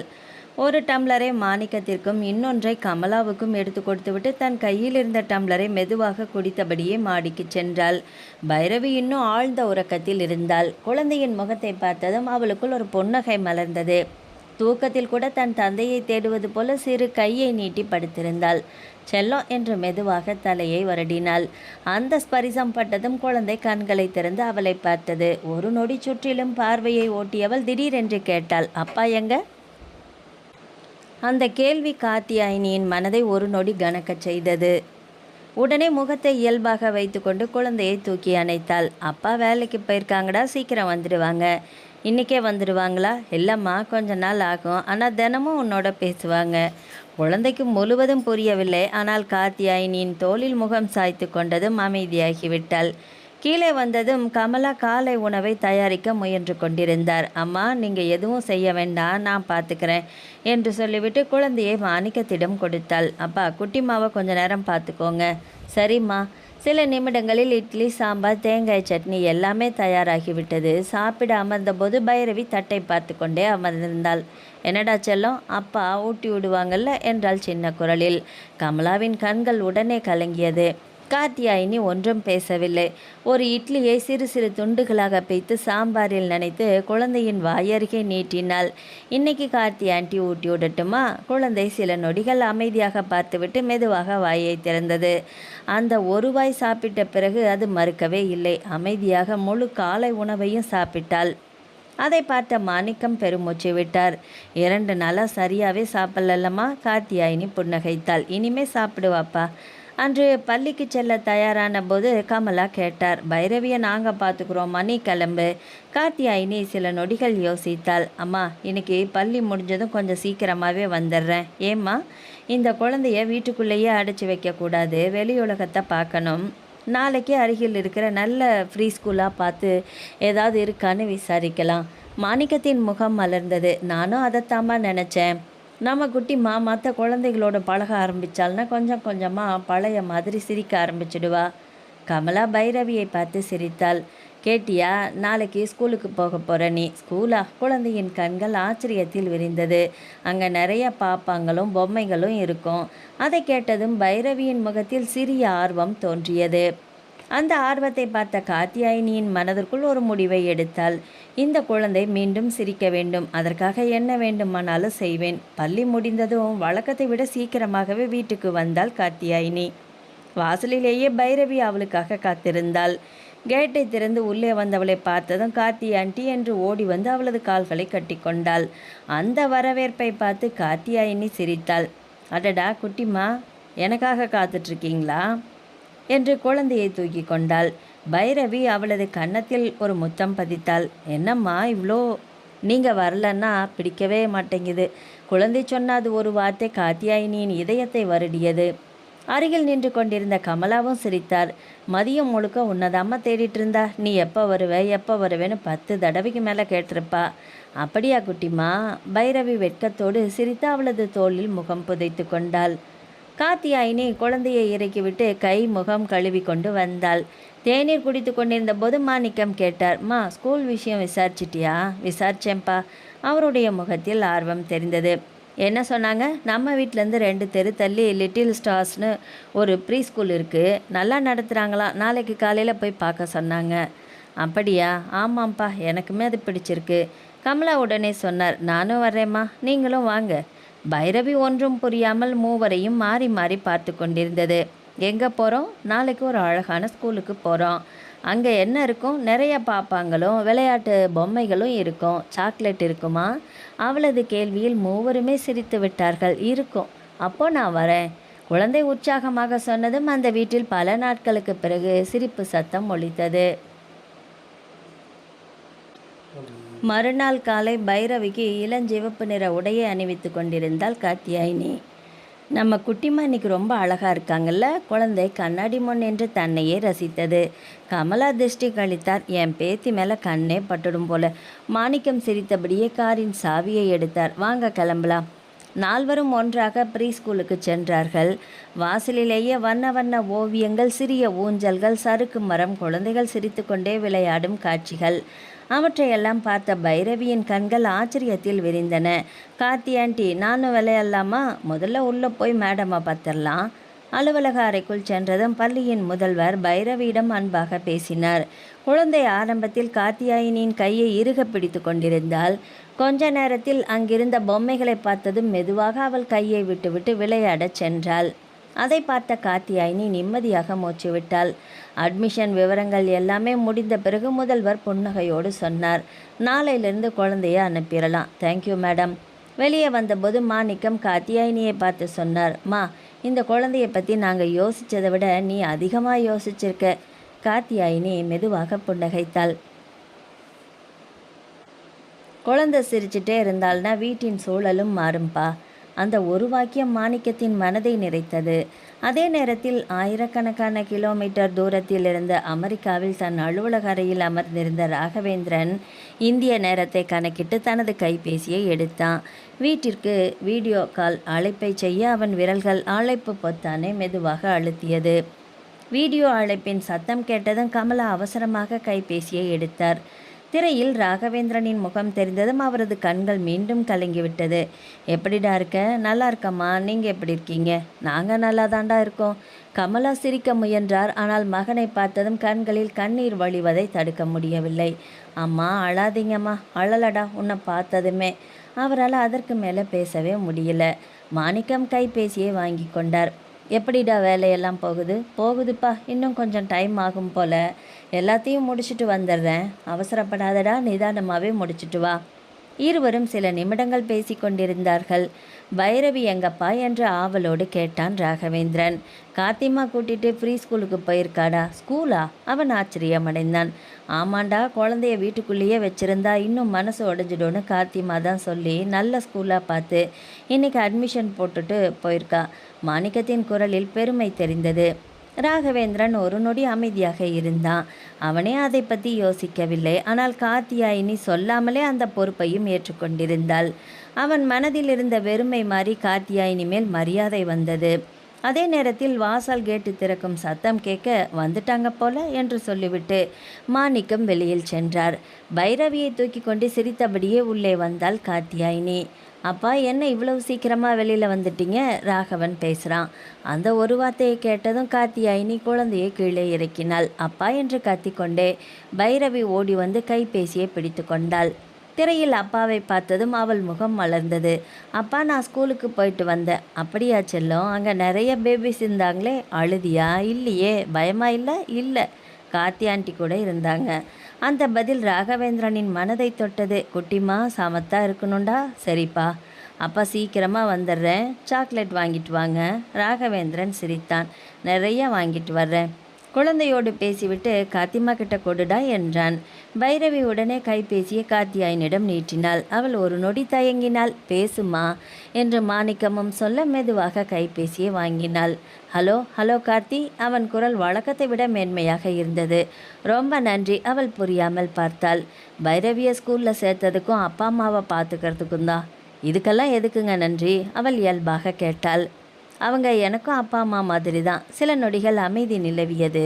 பிறகு அவள் மெதுவாக தொடர்ந்தாள். நீங்கள் எந்த கவலையும் இல்லாமல் உங்கள் வேலையை முடிங்க. இங்கே எல்லாருமே நல்லா தான் இருக்காங்க. அந்த ஒரு வாக்கியம் ராகவேந்திரனுக்கு பெரிய ஆறுதலாக இருந்தது. நான் வாரம் ஒரு தடவை பேசுகிறேன். சரி, பைரவி ஏதாவது கேட்டால் உடனே வாங்கி கொடுத்துடாதீங்க. அவன் சிரித்து கொண்டே சொன்னான். உடனே காத்தியாயினியும் சிரித்தாள். அதையெல்லாம் நான் பார்த்துக்கிறேன். தேங்க்ஸ். மீண்டும் நன்றி சொல்லாதீங்க. ஏன், குடும்பத்துக்குள்ளே நன்றியெல்லாம் சொல்ல வேண்டிய அவசியமே இல்லை. அப்படி ஆரம்பித்தா உறவோட அர்த்தமே மாறி போயிடும். அவள் சாதாரணமாக சொல்லிவிட்டாள். ஆனால் அந்த வார்த்தை ராகவேந்திரனின் மனதில் ஆழமாக பதிந்தது. அழைப்பு முடிந்த பிறகும் சில நொடிகள் கைபேசியை பார்த்தபடி அமைதியாக அமர்ந்திருந்தான். குடும்பம், அந்த ஒரு வார்த்தையை அவன் மனம் மீண்டும் மீண்டும் உச்சரித்து கொண்டிருந்தது. பைரவி மறுநாள் முதல் ஃப்ரீ ஸ்கூலுக்கு செல்ல ஆரம்பித்தாள். முதல் நாள் என்பதால் கொஞ்சம் தயக்கமாக இருந்தது. ஆனால் அங்கிருந்த மற்ற குழந்தைகளோடு விளையாடத் தொடங்கிய சில நிமிடங்களிலேயே அந்த தயக்கம் கரைந்து காணாமல் போனது. பள்ளிக்கு செல்லும் முன் காத்தியாயினி அவளை பள்ளியில் இறக்கி விட்டுவிட்டு மாலையில் திரும்பும் வழியில் அழைத்து கொண்டு வருவதை வழக்கமாக்கி கொண்டாள். முதல் 2 நாட்கள் பள்ளி வாசலில் காத்தியாயினியின் கையை விட்டுவிடாமல் பிடித்து கொண்டிருந்த பைரவி 3ஆம் நாளிலிருந்து தானாகவே உள்ளே ஓட ஆரம்பித்தாள்.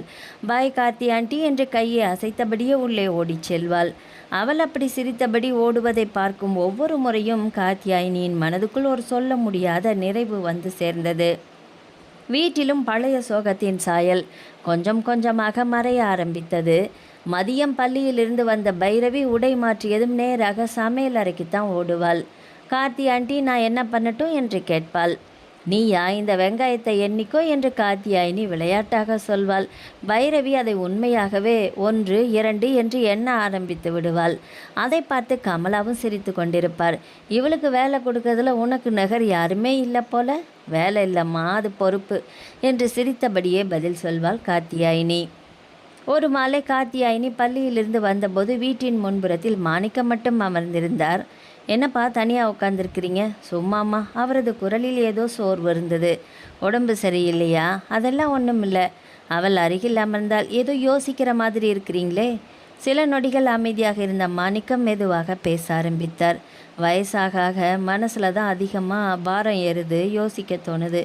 எதை பற்றிப்பா? வாழ்க்கையை பற்றி தான். அதுக்கு மேலே அவர் எதுவுமே சொல்லவில்லை. கார்த்தியாயினியும் வற்புறுத்தவில்லை. சில நேரங்களில் பேசாமல் அருகில் உட்கார்ந்திருப்பதே பெரிய ஆறுதல் என்பதை அவள் வாழ்க்கை கற்றுக் கொடுத்திருந்தது. சில நிமிடங்கள் கழித்து உள்ளே இருந்து பைரவி ஓடி வந்தாள். தாத்தா என்று மாணிக்கத்தின் மடியில் ஏறி அமர்ந்தார்.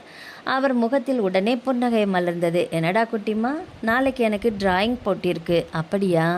ஆமாம், சன் வரையணும். வரைய தெரியுமா? கார்த்தி ஆண்டி சொல்லி தருவாங்கல்ல என்று அவள் நம்பிக்கையோடு சொன்னாள். அதை கேட்ட மாணிக்கம் ஒரு கணம் கார்த்தியாயினியை பார்த்தார். அந்த பார்வையில் நன்றியும் பாசமும் நிம்மதியும் கலந்திருந்தது.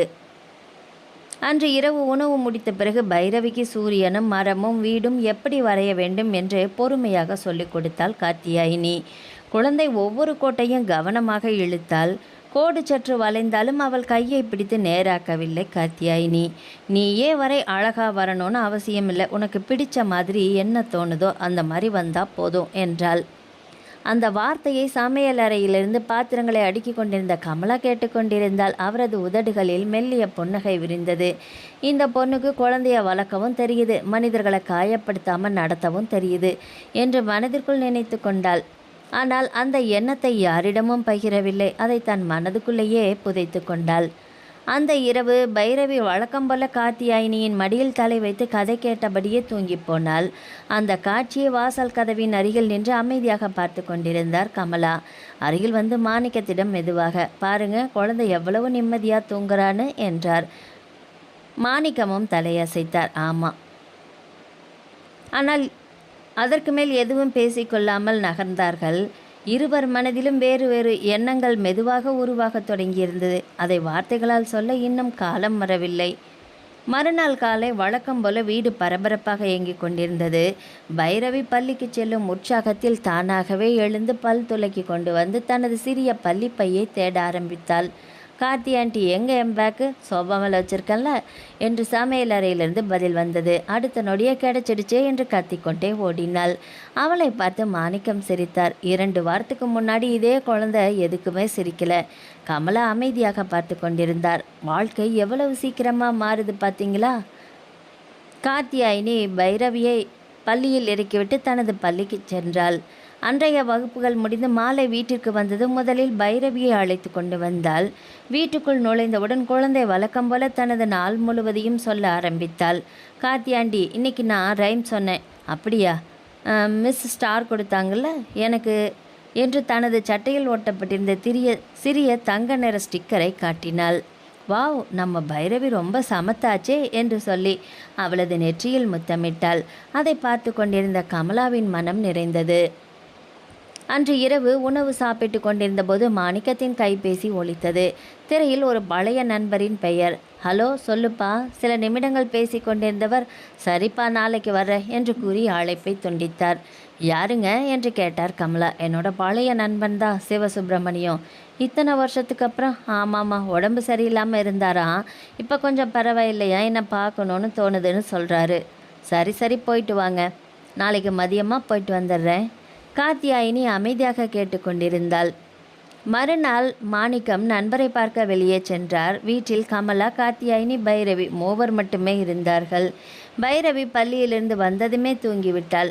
அந்த நேரத்தில் சமையலறையில் காய்கறி நறுக்கி கொண்டிருந்த காத்தியாயினியை பார்த்து கொண்டிருந்த கமலா திடீரென்று கேட்டார், மா சொல்லுங்கம்மா, உனக்கு சோர்வே வராதாடா? காத்தியாயினி சிரித்தாள். எதுக்குமா? காலையிலேருந்து ராத்திரி வரைக்கும் ஓய்வே இல்லாமல் ஓடிட்டே இருக்கிறியே, அதுதான். ஒரு கணம் யோசித்தவள் மீண்டும் காய்கறியை நறுக்க ஆரம்பித்தாள். வேலை இருந்தால் மனசு வேற எதையும் சிந்திக்காதில்லம்மா. அந்த ஒரு வாக்கியமே கமலாவை அமைதியாக்கியது. அது வெறும் பதில் இல்லையே, அவளுடைய வாழ்க்கையின் அனுபவமாச்சே. அவளுடைய காயம், அவளுடைய தனிமை. கமலா எதுவுமே பேசவில்லை. அவள் அருகே சென்று மெதுவாக காத்தியாயினின் தோளில் கை வைத்தார். நீ சந்தோஷமா இருக்கணுமா, அதுதான் எனக்கு வேணும். காத்தியாயினி திரும்பி பார்த்து மெதுவாக புன்னகைத்தாள். நான் சந்தோஷமாதாம்மா இருக்கேன். இப்போ அந்த புன்னகைக்குள் எவ்வளவு வலி மறைந்திருக்கிறது என்பதை கமலாவும் உணரத்தான் செய்தார். ஆனால் அதை பற்றி கேட்கவில்லை. சில காயங்கள் அவற்றை திறந்து பார்க்காமல் இருப்பதுதான் அன்பு என்பதை அவரும் அறிந்திருந்தார். அன்று மாலை வீட்டுக்கு திரும்பிய மாணிக்கம் பைரவியோடு விளையாடி கொண்டிருந்த காத்தியாயினி சில நொடிகள் அமைதியாக பார்த்தார். பிறகு உள்ளே வந்தார். கமலா, என்னங்க, இன்னைக்கு சிவசுப்பிரமணியம் ஒரு வார்த்தை சொன்னான். என்ன, வீட்டில் சந்தோஷம் இருக்குன்னா அந்த வீட்டுக்கு இன்னும் ஆயுள் இருக்குன்னு அர்த்தமா? கமலா மெதுவாக பைரவியின் சிரிப்பு சத்தம் வந்த திசையை பார்த்தார். அதுவும் உண்மைதானுங்களே. நம்ம வீட்டு மகிழ்ச்சியை எப்போதுமே காப்பாற்ற வேண்டும் என்ற எண்ணம் அந்த இரண்டு முதிய உள்ளங்களிலும் நாளுக்கு நாள் வேரூன்றி கொண்டே வந்தது. மாலை நேரம் மழை பெய்து முடிந்திருந்ததால் வீட்டின் முன் மண் வாசனை காற்றில் கலந்திருந்தது. பள்ளியிலிருந்து வந்த பைரவி உடை மாற்றியவுடன் வீட்டின் வாசலில் அமர்ந்து வண்ண பென்சில்களால் ஏதோ வரைந்து கொண்டிருந்தாள். காத்தியாயினி அருகில் அமர்ந்து அவளை பார்த்து கொண்டிருந்தாள். என்ன வரையறடா செல்லம்? நம்ம வீடு. அப்படியா? இது தாத்தா, இது பாட்டி என்று ஒவ்வொருவரையும் காட்டினாள். காத்தியாயினி ஆர்வமாக பார்த்து கொண்டிருந்தாள். பிறகு குழந்தை இன்னொரு உருவத்தை காட்டினாள். இது நீங்க, அப்போ நீ எங்க, நான் இங்கே என்று தன்னையே சிரித்தபடி வரைந்து காட்டினாள். காத்தியாயினி சிரித்தாள். அப்போது பைரவி காகிதத்தின் ஓரத்தில் இன்னொரு சிறிய உருவத்தை வரைந்தாள். இது யாரு? இது அப்பா என்றாள். அப்பா எப்போ வருவாங்க என்று குழந்தை மீண்டும் கேட்க, வேலை முடிஞ்சதும் வந்துடுவாங்கடா. ரொம்ப நாளா? கொஞ்ச நாள் தான். குழந்தை அதற்கு மேல் எதுவும் கேட்கவில்லை. வரைந்து கொண்டிருந்த படத்தில் சூரியனுக்கு மஞ்சள் நிறம் தீட்ட ஆரம்பித்தாள். அன்று இரவு உணவு முடித்த பிறகு மின்சாரம் தடைப்பட்டது. வீடு முழுவதும் இருள் சூழ்ந்திருந்தது. கமலா அவசரமாக மெழுகுவர்த்தியை ஏற்றி வந்தார். மாணிக்கம் வீட்டின் முன் வராந்தாவில் நாற்காலியை எடுத்து போட்டார். காற்று நல்லா இருக்கு, எல்லாருமே வெளியிலேயே உட்காரலாமா கொஞ்ச நேரம்? நால்வரும் வராந்தாவில் அமர்ந்தார்கள். எதிரே தெருவில் குழந்தைகள் விளையாடும் சத்தம் கேட்டுக்கொண்டிருந்தது. சிறிது நேரம் யாரும் பேசவில்லை. அமைதியை உடைத்தது என்னவோ பைரவிதான். தாத்தா, கதை சொல்லுங்க. நான் சொன்னால் நீ பாதியிலே தூங்கிடுவியே. இல்லை, சரி என்று ஒரு காக்காவும் ஒரு குருவியும் பற்றிய கதையை சொல்ல ஆரம்பித்தார் மாணிக்கம். பைரவி கண்களை விரித்தபடி கேட்டுக்கொண்டிருந்தாள். காத்தியாயினியும் கமலாவும் அந்த காட்சியை பார்த்து சிரித்து கொண்டார்கள். கதை முடிந்ததும் பைரவி கை தட்டினாள். இன்னொரு கதை? போதும், நாளைக்கு என்று மாணிக்கமும் சிரித்தார். இரவு அனைவரும் தூங்கிய பிறகும் கமலாவுக்கு மட்டும் உறக்கமே வரவில்லை. தண்ணீர் குடிக்க எழுந்தவர் மாடியில் இருந்த அறையின் கதவு சற்றே திறந்திருப்பதை பார்த்தார். மாடி ஏறி உள்ளே எட்டி பார்க்க பைரவி ஆழ்ந்த உறக்கத்தில் இருந்தாள். அவள் அருகில் தரையில் விரித்த மெத்தையில் காத்தியாயினியும் தூங்கிக் கொண்டிருந்தாள். தூக்கத்தில் கூட பைரவியின் சிறிய கை காத்தியாயினியின் சேலையை பிடித்தபடியே இருந்தது. அதை பார்த்த கமலாவின் கண்கள் கலங்கின. கதவை மெதுவாக மூடிவிட்டு கீழே இறங்கி வந்தார். வராந்தாவில் இன்னும் விழித்தபடி அமர்ந்திருந்த மாணிக்கம் அவரை பார்த்தார். ஏம்மா, தூக்கம் வரலையா? கமலா அருகில் வந்து அமர்ந்தார். இல்லைங்க. சில நொடிகள் அமைதியாக இருந்தவர் பிறகு மெதுவாக, அந்த குழந்தை கார்த்திய தூங்கும்போது கூட விடவே மாட்டேங்கிறா என்றார். மாணிக்கமும் அமைதியாக அதை கேட்டுக்கொண்டிருந்தார். அவளுக்கும் அந்த குழந்தை மேலே உயிர் தாங்க. ஆமாம், இப்படி எவ்வளோ நாள் தான் இப்படியே இருக்க முடியும்? எதிர்காலத்தை நினைத்த கவலை இருவர் மனதிலும். மாணிக்கம் ஆழமாக மூச்சை இழுத்தார். நாளைக்கு என்ன நடக்கும்னு இப்போவே யோசித்து மனசை குழப்பிக்காத கமலா. நான் குழம்பலைங்க. கமலாவின் குரல் மெதுவாக தளர்ந்தது. இந்த 2 உயிர்களும் மறுபடியும் கஷ்டப்படக்கூடாதுன்னு தான் பயமாக இருக்குதுங்க எனக்கு. மாணிக்கம் பதில் சொல்லவே இல்லை. அந்த வார்த்தை அவருடைய மனதிலும் எதிரொலிக்கத்தான் செய்தது. அவர் மெதுவாக வீட்டுக்குள் திரும்பி சென்றார். ஆனால் அந்த இரவு கமலாவின் மனம் ஒரு தாயின் நிலையில் நின்று தவித்து கொண்டிருந்தது. இப்பொழுதெல்லாம் காத்தியாயினி இல்லாமல் அந்த வீடே இயங்காது என்ற நிலைக்கு வந்துவிட்டது.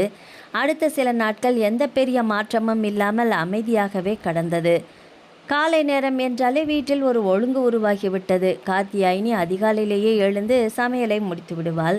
மாணிக்கம் தோட்டத்தில் இருந்த செடிகளுக்கு தண்ணீர் ஊற்றுவார். கமலா பூஜை அறையில் விளக்கேற்றி வழிபாட்டை முடிப்பார். பைரவி கண் விழித்தது நேராக சமையல் அறைக்குள் ஓடி வந்து குட் மார்னிங் காத்தி ஆண்டி என்று சிரித்தபடியே கட்டிக்கொள்வாள். அட நம்ம குட்டிம்மா எழுந்துட்டாங்களா என்று அவளது தலைமுடியை களைத்து விடுவாள் காத்தியாயினி. இன்னைக்கு என்ன டிஃபன்? உனக்கு பிடிச்ச வெஜிடபிள் உப்புமா. வேணாம் என்று முகத்தை சொல்லிப்பாள்.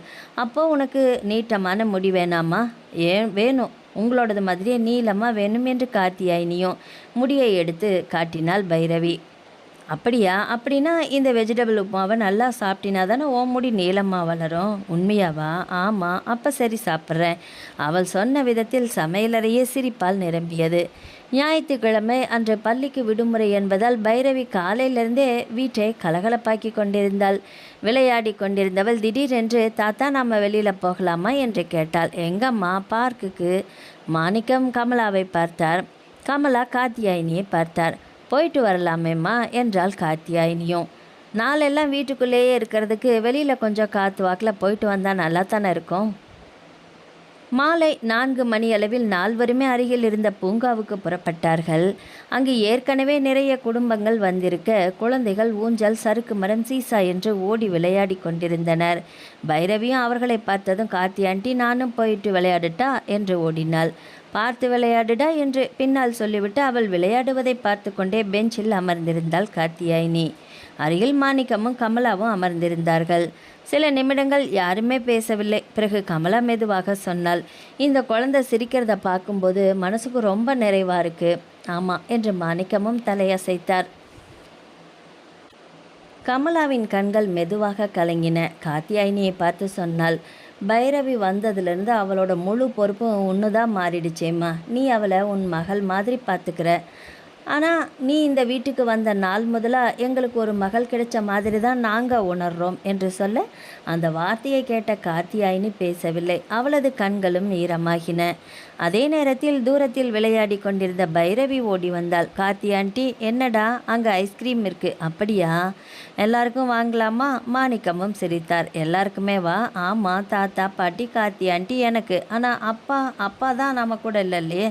அப்பாவுக்கு ஐஸ்கிரீம்னா ரொம்ப பிடிக்குமே என்று இயல்பாக சொன்னாள். அந்த ஒரு வாக்கியம் 3 பெரியவர்களின் மனதையும் தொட்டது. குழந்தையின் உலகத்தில் அப்பா எங்கோ தூரத்தில் இருந்தாலுமே அப்பா மட்டும் இன்னும் அந்த குழந்தையின் மனதில் இருக்கிறார். ஆனால் அம்மா என்று ஒரு நாளும் கேட்டது இல்லை குழந்தை. ஆரம்பத்திலிருந்தே குழந்தையிடமிருந்து சௌந்தர்யா விலகியே இருந்ததால் குழந்தைக்கு அம்மா என்ற பாசம் அறவே இல்லாமல் போனது போல.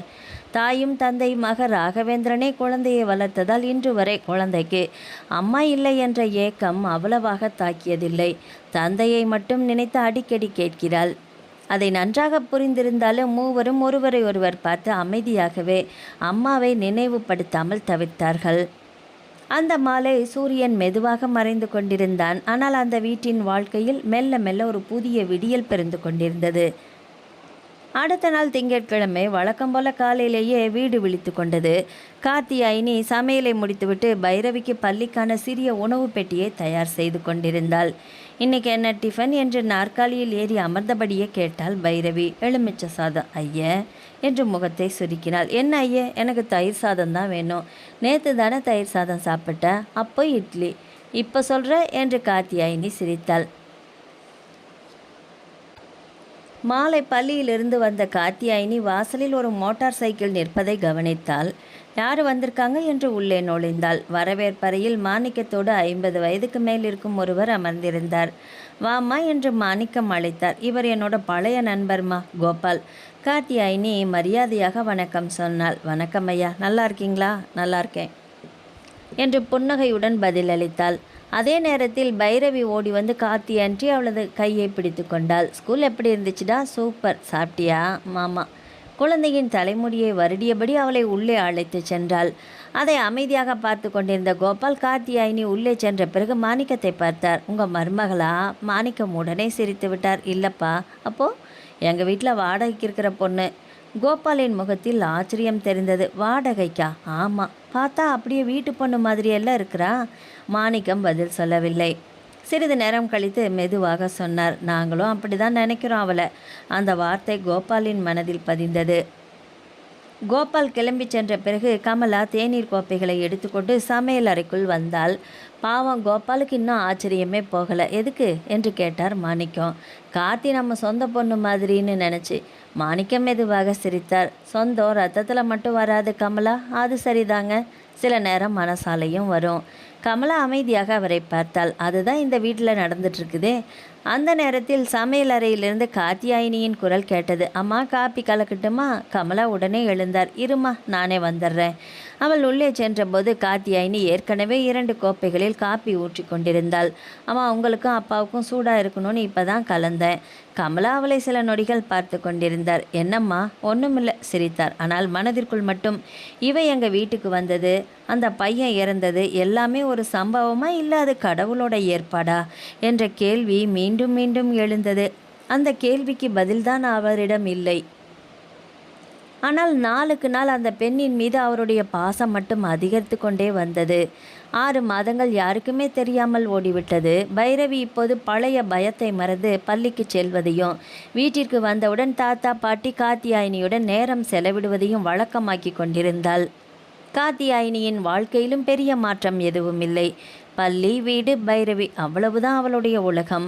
மாணிக்கமும் கமலாவும் கடந்து செல்லும் ஒவ்வொரு நாளையும் எண்ணிக்கொண்டிருந்தார்கள். ஏனென்றால் ராகவேந்திரன் திரும்பி வரப்போகும் நாள் நெருங்கி கொண்டிருந்தது. அன்று அதிகாலை மாணிக்கத்தின் கைபேசி ஒலித்தது. அழைத்தது ராகவேந்திரன் தான். அப்பா சொல்லுப்பா, நான் சென்னை வந்துட்டேன்.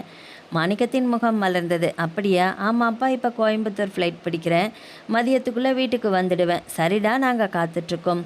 அழைப்பு முடிந்தது. மாணிக்கம் திரும்பி பார்த்தார். கமலா பூஜை அறையில் விளக்கேற்றி கொண்டிருந்தாள். கமலா, என்னங்க, நம்ம பையன் வந்துட்டான். ஒரே நொடியில் அவள் முகம் மலர்ந்தது. இன்னைக்கு மதியத்துக்குள்ளே வீட்டுக்கு வந்துடுவானா? அந்த செய்தி கேட்டு பைரவி ஓடி வந்து அப்பா வர்றாங்களா என்று குதித்தாள். ஆமாண்டா செல்லம், நான் அப்பாவுக்கு டிராயிங் எல்லாம் காட்டணும் என்று சந்தோஷமாக ஓடினாள். அந்த மகிழ்ச்சியை பார்த்த காத்தியாயினிக்கும் மனம் நிறைந்து போனது. அன்று பள்ளிக்கு காத்தியாயினி விடுமுறை எடுத்திருந்தாள். மதியம் வீட்டின் முன் ஒரு கார் வந்து நிற்க, காரின் கதவு திறந்து 6 மாதங்களுக்கு முன் சென்ற அதே ராகவேந்திரன் இறங்கினான். ஆனால் முகத்தில் இருந்த சோர்வு கொஞ்சம் அதிகமாக இருந்தது. கண்களில் மட்டும் ஒரு ஆவல். வாசல் திறப்பதற்குள் அப்பா என்று கத்திக்கொண்டு பைரவி ஓடி வந்தாள். ராகவேந்திரன் முழங்காலிட்டு அமர்ந்தான். அடுத்த நொடியே மகள் அவன் கழுத்தை கட்டி கொண்டாள். அவளையும் சேர்த்து இறுக்கமாக அணைத்து கொண்டவன் பல மாதங்களாக அடக்கி வைத்திருந்த கண்ணீரை அடக்க முடியாமல் கண்களை மூடிக்கொண்டான். அந்த காட்சியை வாசலில் நின்று பார்த்து கொண்டிருந்த மாணிக்கம், கமலா, காத்தியாயினி மூவருமே பேசாமல் நின்றனர். பல மாதங்களாக பிரிந்திருந்த ஒரு தந்தையும் மகளும் மீண்டும் ஒன்றாகி இருந்தார்கள். ராகவேந்திரன் பைரவியை தூக்கி கொண்டபடியே வீட்டிற்குள் நுழைந்தான். பாட்டி, அப்பா வந்துட்டாங்களே என்று பைரவி சிரித்தாள். அப்பா இனிமே உன் கூட தாண்டா இருப்பேன் என்று கமலா கண்களை துடைத்தபடியே சொல்ல, மாணிக்கம் மகனின் தோலை தட்டினார். உள்ளவா. வீட்டுக்குள் வந்ததும் ராகவேந்திரன் முதலில் பூஜை அறைக்கு சென்று விளக்கின் முன் சில நொடிகள் அமைதியாக நின்றான். பிறகு திரும்பி வந்து பெற்றோரின் காலில் விழுந்தான். நல்லா இருடாப்பா என்று இருவரும் ஆசீர்வதித்தனர். அப்போதுதான் அவனுடைய பார்வை காத்தியாயினியை தேடியது. சற்று தள்ளி நின்றிருந்த அவள் மரியாதையோடு புன்னகைத்தாள். வாங்க, நல்லா இருக்கீங்களா? நல்லா இருக்கேன். மதிய உணவு பரிமாறப்பட்டது. கமலா எல்லாருக்குமே உணவை பரிமாறிக்கொண்டிருந்தார். ராகவேந்திரன் பைரவியை தன் அருகிலேயே உட்கார வைத்து கொண்டான். இப்போவும் சாப்பிட அடம் பிடிக்கிறாளா என்று சிரித்தபடியே கேட்டான். அதுக்கு மாணிக்கம்தான் பதில் சொன்னார். அந்த பழக்கமெல்லாம் போயிடுச்சுப்பா. அப்படியா? காத்தியம்மா இருக்கும்போது உன் பொண்ணு அடம் பிடிக்கிறதே இல்லை. ராகவேந்திரன் திரும்பி பார்த்தான். காத்தியாயினி அமைதியாக சாப்பிட்டு கொண்டிருந்தாள். ரொம்ப நன்றி என்று அவன் சொன்னான். உடனே காத்தியாயினி தலையை உயர்த்தினாள். இதுக்கு எதுக்கு நன்றி? பைரவியை இவ்வளவு நல்லா பார்த்துக்கிட்டதுக்கு அவள் சிரித்தாள். நான் பார்த்துக்கல. அப்போ அவள் தான் என்ன பார்த்துக்கிட்டா? புரியாமல் அவன் பார்த்தான். இந்த வீட்டில் நான் தனியாக இருக்கல, எனக்கும் ஒரு குடும்பம் இருக்குன்னு உணர வச்சதே பைரவி தானே. அந்த வார்த்தையை கேட்டதும் மேஜையில் ஒரு கணம் அமைதி நிலவியது. கமலா மெதுவாக வேறு பேச்சை தொடங்கினார். சாப்பிடுங்க, சாம்பார் ஆறி போயிடுச்சு பத்தியா என்று பேச்சை மாற்றினார். மாலை பைரவி தன் அறைக்குள் ஓடி கடந்த 6 மாதங்களில் வரைந்த ஓவியங்கள், பள்ளியில் வாங்கிய சிறிய பரிசுகள், ஆசிரியர் கொடுத்த ஸ்டார்கள் என்று ஒவ்வொன்றாக எடுத்து காட்டி கொண்டிருந்தாள். ராகவேந்திரன் அவற்றையெல்லாம் பொறுமையாக பார்த்தான். இதெல்லாம் யார் சொல்லி கொடுத்தது? கார்த்தி ஆண்டி. ஹோம்ஒர்க்கு அதுவும் கார்த்தி ஆண்டி தான். ரைம்ஸு அதுவும். அவள் சொல்லும் ஒவ்வொரு பதிலிலும் ஒரே பெயரில் முடிந்தது. அதை பார்த்து ராகவேந்திரனின் மனதில் நிம்மதி தான் இருந்தது. அம்மா இல்லாத வெற்றிடம் தானாக நிரம்பிவிட்டதா? என் மகள் தனிமையில் இருக்கவும் விடவில்லை, ஒரு தாயாக இருந்து அரவணைத்திருக்கிறாள். அந்த எண்ணம் அவனுக்கு பெரிய ஆறுதலாக இருந்தது. மாலை தேநீர் குடித்து கொண்டிருந்த போது மாணிக்கம் சொன்னார், ராகவா, இனி எதையும் யோசிக்காத, பயண களைப்பிற்கும் போய் நல்லா ஓய்விடு. சரிப்பா, நாளைக்கு மெதுவாக இனிமே என்ன பண்ணலான்னு யோசிக்கலாம், அதை பற்றி பேசிக்கலாம். ராகவேந்திரன் அமைதியாக தலையசைத்தான். அன்று இரவு பைரவி வழக்கம் போல கார்த்தியாயினியின் அறையை நோக்கி நடந்தால் பாதியில் நின்று திரும்பி அப்பாவை பார்த்தவள் ஒரு நொடி யோசித்தால் மீண்டும் ஓடி வந்து ராகவேந்திரனின் கையை பிடித்து கொண்டாள்.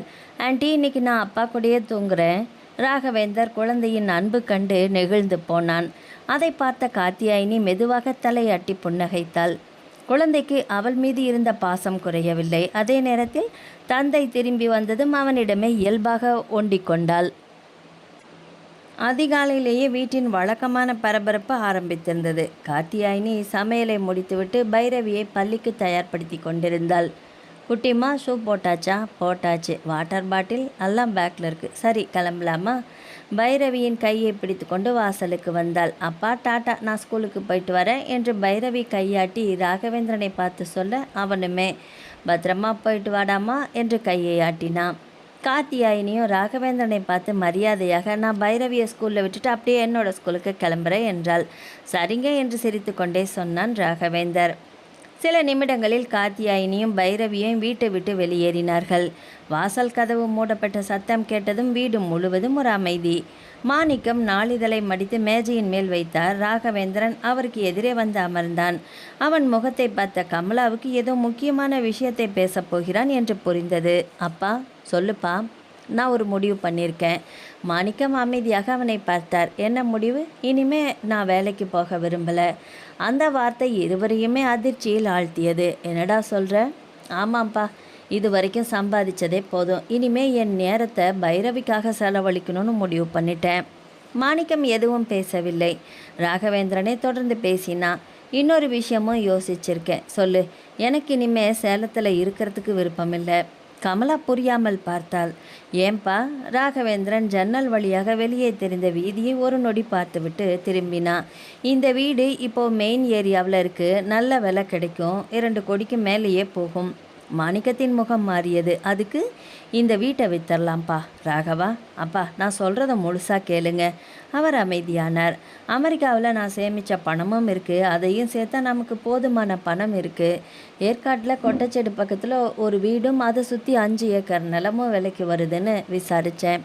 அவன் குரல் தெளிவாக இருந்தது. அதை வாங்கிக்கிட்டு நாம் அங்கே போயிடலாம்ப்பா. மாணிக்கம் நாற்காலியில் சாய்ந்து அமர்ந்தார். என்னப்பா இப்படி சொல்கிற? இது நம்ம பரம்பரை வீடாச்சே. உன் தாத்தா அப்பா வாழ்ந்த வீடு.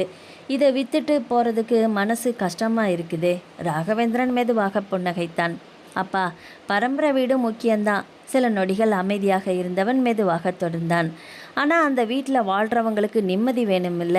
நிம்மதி இல்லைன்னா அந்த பரம்பரையால் என்ன பயன் சொல்லுங்கள்? மாணிக்கம் பதில் சொல்லவில்லை. நம்மளை சுற்றி இருக்கிறவங்க நேரில் எதுவும் பேச மாட்டாங்க. ஆனால் நம்ம முதுகுக்கு பின்னாடி நம்ம குடும்பத்தை பற்றி எவ்வளவு அசிங்கமாக பேசுகிறாங்கன்னு எனக்கும் தெரியும்ப்பா. கமலாவின் முகம் வாடியது. சௌந்தர்யா பண்ணிட்டு போன விஷயத்த இன்றைக்கும் பேசுகிறாங்க. நாளைக்கு பைரவி பெருசான பிறகு இதெல்லாம் அவ காதில் விழுந்தா அதை விட வேதனை வேறு எதுவும் இருக்காது. அறை முழுவதும் அமைதி நிலவியது. அதனால தான் இந்த இடத்துல இனிமே இருக்க வேண்டான்னு முடிவு பண்ணிட்டேன். நீங்கள் சம்மதம்னு சொன்னீங்கன்னா இன்னும் 15 நாள்லேயே எல்லா வேலையும் முடிச்சுட்டு இந்த வீட்டை விற்றுட்டு கிளம்பிடலாம்ப்பா. கமலா கணவரை பார்த்தார். எனக்கு ராகவேந்திரன் சொல்கிறதும் சரிதான்னு தோணுதுங்க. மாணிக்கமும் ஆழமாக பெருமூச்சு விட்டார். எல்லாம் சரிதாம்மா என்று சொல்லிவிட்டு திடீரென்று அமைதியாகிவிட்டார். என்னங்க என்று கமலா கேட்டார். மாணிக்கம் மெதுவாக ராகவேந்திரனை பார்த்தார். கார்த்தியாயினியை நினச்சி பார்த்தியாப்பா? அந்த ஒரு கேள்வி ராகவேந்திரனின் முகத்தில் இருந்த உறுதியை ஒரு கணம் அமைதியாக மாற்றியது. அவள் இங்கே நிம்மதியாக இருக்கிறதுக்கு காரணமே நாம தானே. காலை வேலைக்கு போயிட்டு சாயங்காலமாக இந்த வீட்டுக்கு வர்ற தைரியம் நாம் இருக்கிறோம் என்கிற நம்பிக்கையில் தானே. நாம் வீட்டை விற்றுட்டு போயிட்டோம்னா அந்த பொண்ணு எங்கப்பா போவா? கமலாவும் அமைதியாகிவிட்டார். அதுவும் சரிதாங்க. சில நொடிகள் யாரும் பேசவில்லை. பிறகு ராகவேந்திரனே மெதுவாக தலையை உயர்த்தினான். அப்பா சொல்லுப்பா. காத்தியாயினி எங்கேயுமே போக வேண்டாம்ப்பா. மாணிக்கமும் கமலாவும் அவனை ஆச்சரியமாக பார்த்தனர். என்ன சொல்கிறப்பா? ஆமாம்ப்பா, அவளுக்கு இந்த ஊரில் நம்மளை தவிர யார் இருக்காங்க? புருஷனை இழந்துட்டு தனியாக நிற்கிறவ, அப்பா அம்மா ஆதரவில் இல்லை, அவளையும் தவிக்க விட்டுட்டு நாம் எப்படி கிளம்ப முடியும்? அவன் ஒரு பெருமூச்சு விட்டான். அவங்களுக்கு விருப்பம் இருந்ததுன்னா நம்ம கூடவே ஏற்காட்டுக்கு வரட்டும், நம்ம கூடவே இருக்கட்டும். பைரவியும் அவளும் ரொம்பவே ஒட்டிக்கிட்டாங்க. அவங்கள பிரிக்கிறதும் சரியில்லை தான். மாணிக்கத்தின் கண்கள் மெதுவாக கலங்கின. கமலாவும் மகனை பார்த்தபடியே இருந்தார். ஆனா என்று ராகவேந்திரன் தொடர்ந்தான். இது நம்ம முடிவாக மட்டும் இருக்கக்கூடாதுப்பா. அவங்களோட விருப்பம்தான் முக்கியம். அவங்களுக்கு இதில் சம்மதம் இருந்தால் மட்டும் நம்ம எல்லாரும் சேர்ந்தே ஏற்காட்டுக்கு போகலாம். மாணிக்கம் மெதுவாக எழுந்து வந்து மகனின் தோளில் கை வைத்தார். இப்போதான் நீ சரியான முடிவெடுத்திருக்க அப்படின்னு எனக்கு புரியுது ராகவா. அனைவரும் அந்த நாளை அமைதியாக கடந்தாலும் ஒவ்வொருவரின் மனதிலும் ஒவ்வொரு விதமான கேள்வி எழுந்து கொண்டுதான் இருந்தது. 3 பேருமே இதை காத்தியாயினி எப்படி எடுத்துக்கொள்வாள் என்றுதான் நினைத்து கொண்டிருந்தார்கள். மாலை பள்ளி முடிந்து வீட்டிற்குள் நுழைந்த காத்தியாயினிக்கு அன்று வீட்டின் அமைதியே ஏதோ வித்தியாசமாக தோன்றியது. வாசலில் விளையாடி கொண்டிருக்கும் பைரவியின் சத்தமும் இல்லை. வரவேற்பறையில் மாணிக்கமும் கமலாவும் ராகவேந்திரனும் அமர்ந்திருந்தனர். மூவரின் முகத்திலும் ஏதோ சொல்ல வேண்டிய தயக்கம் தெரிந்தது. அவர்களை பார்த்தவுடன் காத்தியாயினின் மனதில் ஒரு சிறிய பதற்றம் எழுந்தது. என்னப்பா எல்லாரும் இப்படி அமைதியாக உட்காந்துருக்கீங்க, என்னாச்சு என்று புன்னகையோடு கேட்டாள். முதல்ல போய் முகம் கழுவிட்டு வாம்மா என்றார் கமலா. அவள் உள்ளே சென்று உடை மாற்றிக்கொண்டு வந்தாள். கமலா காப்பியை கொண்டு வந்து அவள் கையில் கொடுத்தார். அவள் காப்பியை கையில் வைத்தபடியே மூவரையும் மாறி மாறி பார்த்து கொண்டிருந்தாள். ஏதாவது முக்கியமான விஷயமாப்பா? மாணிக்கம் ஒரு பெருமூச்சு விட்டார். ஆமாம்மா என்று தொடங்கியவர் காலை நடந்த பேச்சை ஆரம்பம் முதல் இறுதி வரை எதையுமே மறைக்காமல் சொல்ல ஆரம்பித்தார். ராகவேந்திரன் வேலைக்கு போக விரும்பாதது, சேலத்தை விட்டு வெளியேற நினைப்பது, வீட்டை விற்கும் முடிவு, ஏற்காட்டில் வீடும் நிலமும் வாங்கும் திட்டம் ஒவ்வொன்றாக அவளுடைய காதுகளில் விழுந்தது. காத்தியாயினி எதுவும் பேசவில்லை. அமைதியாக கேட்டுக்கொண்டே இருந்தாள். மாணிக்கம் சிறிது நேரம் நிறுத்திவிட்டு மெதுவாக சொன்னார். அதுக்கப்புறம் உன்னை பற்றி தாம்மா பேச்சு வந்தது. அவள் திடுக்கிட்டு பார்த்தாள். என்ன பற்றியா? ஆமாம்மா. மாணிக்கமும் ராகவேந்திரனை ஒரு கணம் பார்த்துவிட்டு தொடர்ந்தார். நாங்கள் எல்லாருமே ஏற்காட்டுக்கு போயிட்டா நீ என்ன பண்ணுவேன்னு நான் கேட்டேன். காத்தியாயினியின் இதய துடிப்பு வேகம் எடுத்தது. அப்போதான் ராகவன் ஒரு விஷயம் சொன்னான். அவள் தன்னையும் அறியாமல் ராகவேந்திரனை பார்த்தாள். அவன் அமைதியாக அமர்ந்திருந்தான். நம்ம மட்டும் போக வேண்டாம், காத்தியாயினிக்கும் விருப்பம் இருந்தால் அவளையும் நம்ம கூடவே அழைச்சிட்டு போகலான்னு சொன்னான். அந்த ஒரு வாக்கியம் காத்தியாயினியை அப்படியே உறைய வைத்தது. அவளுடைய விரல்கள் அறியாமல் காப்பி டம்ளரை இறுக பற்றி கொண்டது. என்ன பேச வேண்டும் என்று தெரியவே இல்லை. அவள் கனவிலும் எதிர்பார்க்காத ஒரு நிலை அங்கே உருவாகி கொண்டிருந்தது. இந்த வீட்டில் இருந்த அனைவருமே அவளை தங்களுடைய ஒருத்தியாக நினைக்கிறார்கள் என்பது அவளுக்கு புரிந்தது. அதே நேரத்தில் அவர்களோடு சென்று வாழ்வது என்பது அவ்வளவு எளிதான காரியமா? அந்த எண்ணமே அவளை தடுமாற வைத்தது. சில நொடிகள் அறை முழுவதும் அமைதி. பிறகு மெதுவாக தலை குனிந்தவள், எனக்கு என்ன சொல்கிறதுனே தெரியலப்பா என்றாள்.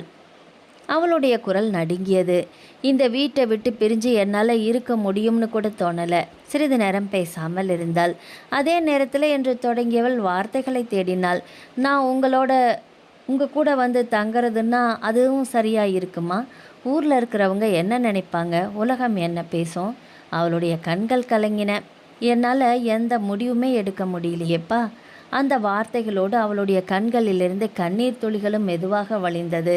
கமலா உடனே எழுந்து வந்து அவள் அருகில் அமர்ந்து கொண்டார். அவளுடைய தோலை மெதுவாக தடவியபடியே, இப்போ எந்த முடிவும் சொல்ல வேண்டாமா நீ என்றார். நிதானமாக யோசி. உன் மனசுக்கு எது சரின்னு தோணுதோ அதை செய். நாங்கள் உன்னை கட்டாயப்படுத்த மாட்டோம். மாணிக்கமும் தலையசைத்தார். ஆமாம்மா, இந்த முடிவு உன் வாழ்க்கையை பற்றியது. அதனால் அவசரப்பட்டு எதுவுமே சொல்ல வேண்டாம். ராகவேந்திரன் மட்டும் அமைதியாக இருந்தான். ஒரு வார்த்தை கூட பேசவில்லை. ஏனென்றால் இந்த முடிவை காத்தியாயினி எந்த அழுத்தமும் இல்லாமல் முழு மனதோடு எடுக்க வேண்டும் என்பதே அவனுடைய எண்ணமாக இருந்தது. அந்த மாலை ஒரே வீட்டில் இருந்த நால்வரின் மனதிலும் ஒரே கேள்விதான் ஓடிக்கொண்டிருந்தது. எது சரியான முடிவு? அந்த கேள்விக்கான பதிலை காலம்தான் சொல்லப் போகிறது. அந்த இரவு காத்தியாயினிக்கு தூக்கமே வரவில்லை. அறையின் விளக்கை அணைத்துவிட்டு படுக்கை அறையில் படுத்திருந்தாலும் கண்களை மட்டும் மூடவே முடியவில்லை. மாலை மாணிக்கமும் கமலாவும் ராகவேந்திரனும் சொன்ன ஒவ்வொரு வார்த்தையும் மீண்டும் மீண்டும் அவளுடைய மனதில் ஒலித்து கொண்டே இருந்தது. இந்த வீட்டிற்கு வந்த நாளிலிருந்து தன்னை யாரும் அந்நியமாக நடத்தவில்லை. ஒரு வாடகைக்காரியாக அல்ல, வீட்டின் ஒருத்தியாகத்தான் பார்த்தார்கள். அந்த அன்பு கிடைத்த பிறகுதான் வாழ்க்கை முழுவதும் இழந்துவிட்டதாக நினைத்திருந்த நிம்மதியை மீண்டும் கொஞ்சம் கொஞ்சமாக உணர ஆரம்பித்திருந்தாள். இப்போது அவர்களும் இந்த வீட்டை விட்டு போய்விட்டால் அந்த எண்ணமே அவளுடைய இதயத்தை அழுத்தியது. அப்புறம் எனக்குன்னு யார் துணை? இந்த கேள்வி முதன்முறையாக அவளை பயமுறுத்தியது. கணவனை இழந்த நாளில் கூட இவ்வளவு தனிமையை அவள் உணரவில்லை. அப்போது கண்ணீரே துணையாக இருந்தது. ஆனால் இப்போது உறவென்று நினைக்க ஆரம்பித்த மனிதர்களையும் இழக்கப் போகிறோமோ என்ற பயம்தான் அவளை உள்ளுக்குள் சிதைத்தது. அதையும் விட அதிகமாக அவளை வாட்டியது பைரவியின் நினைவு. அந்த குழந்தையின் சிரிப்பு, அவள் ஓடி வந்து கட்டிப்பிடிப்பது, கார்த்தி ஆண்டி என்று அழைக்கும் அந்த மழலை குரல். கடந்த 6 மாதங்களாக அவளுடைய மனக்காயங்களுக்கு மருந்தாக இருந்தது அந்த சிறுமிதான். தன்னுடைய துயரத்தை மறந்து மீண்டும் சிரிக்க கற்றுக் கொடுத்ததே பைரவிதான். இப்போது அந்த குழந்தையும் தன்னை விட்டு பிரிந்து சென்று விட்டால் அதை நினைத்து பார்க்கவே அவளால் முடியவில்லை. அறியாமலே கண்களில் கண்ணீர் வழிந்தது. என்னால் பைரவியை விட்டு பிரிஞ்சிருக்க முடியாதே என்று தனக்குத்தானே மெதுவாக சொல்லிக்கொண்டாள். அதே நேரத்தில் இன்னொரு எண்ணமும் அவளுடைய மனதில் தோன்றியது. நான் இங்கேயே தனியாக இருந்தால் அதனால் என்ன கிடைக்கப் போகுது எனக்கு? சேலத்தில் அவளுக்கென்று யாரும் இல்லை. பெற்றோர் இருந்தும் அவர்களுடைய வீட்டிற்கு திரும்பி செல்ல முடியாத நிலை. சகோதரன் இருந்தும் அவனை நம்பி செல்ல முடியாத சூழ்நிலை. இங்கே தங்குவதற்கான காரணமே இந்த குடும்பம்தான். அவர்களே இல்லாமல் போன பிறகு இந்த வீட்டிலும் இந்த ஊரிலும் தனியாக இருப்பதில் என்ன அர்த்தம் இருக்கிறது? அந்த எண்ணம் வந்தவுடனே மற்றொரு சிந்தனை அவள் மனதில் மெல்ல வேரூன்றியது. நானும் ஏற்காட்டுக்கு போயிட்டா? உடனே அவளே அந்த எண்ணத்தை மறுத்தாள். இல்லை, அவங்க வீட்டில் போய் தங்கிறது மட்டும் சரியாக இருக்குமா? சமூகம் என்ன பேசும்? உலகம் எப்படி பார்க்கும்? அவளுடைய மனம் மீண்டும் மீண்டும் குழம்பியது. சில நிமிடங்கள் கழித்து இன்னொரு வழி அவளுக்கு தோன்றியது. ஏற்காட்டில் எனக்கு ஏதாவது பள்ளியில் வேலை கிடைக்குமா? வேலை கிடைச்சா அவங்க வீட்டுக்கு பக்கத்துலேயே ஒரு சின்ன வாடகை வீடு எடுத்துக்கிட்டு இருக்கலாம். காலையில் வேலைக்கு போயிட்டு மாலையில் பைரவியையும் பார்த்துக்கலாம். அவங்களுக்கும் உதவியாக இருப்பேன், எனக்கும் தனிமை இருக்காது. அந்த எண்ணம் அவளுடைய மனதிற்கு ஒரு சிறிய ஆறுதலை கொடுத்தது. ஆனால் அது சாத்தியமா? அவ்வளவு எளிதாக அங்கே வேலை கிடைக்குமா? எதுவுமே உறுதியாக தெரியவில்லையே. படுக்கையில் புரண்டு புரண்டு படுத்துக்கொண்டே இருந்தாள். கடிகாரம் இரவு 2 மணியை தாண்டி இருந்தது. தூக்கம் மட்டும் அவளை தேடி வரவே இல்லை. ஜன்னல் வழியாக வீசிய குளிர்ந்த காற்றை கூட அவளால் உணர முடியவில்லை. அவளுடைய மனம் முழுவதும் ஒரே ஒரு கேள்விதான் சுற்றி கொண்டே இருந்தது. நான் என்ன முடிவு எடுக்கப் போகிறேன்? அந்த கேள்விக்கான பதில் இன்னும் அவளுக்கே தெரியவில்லை.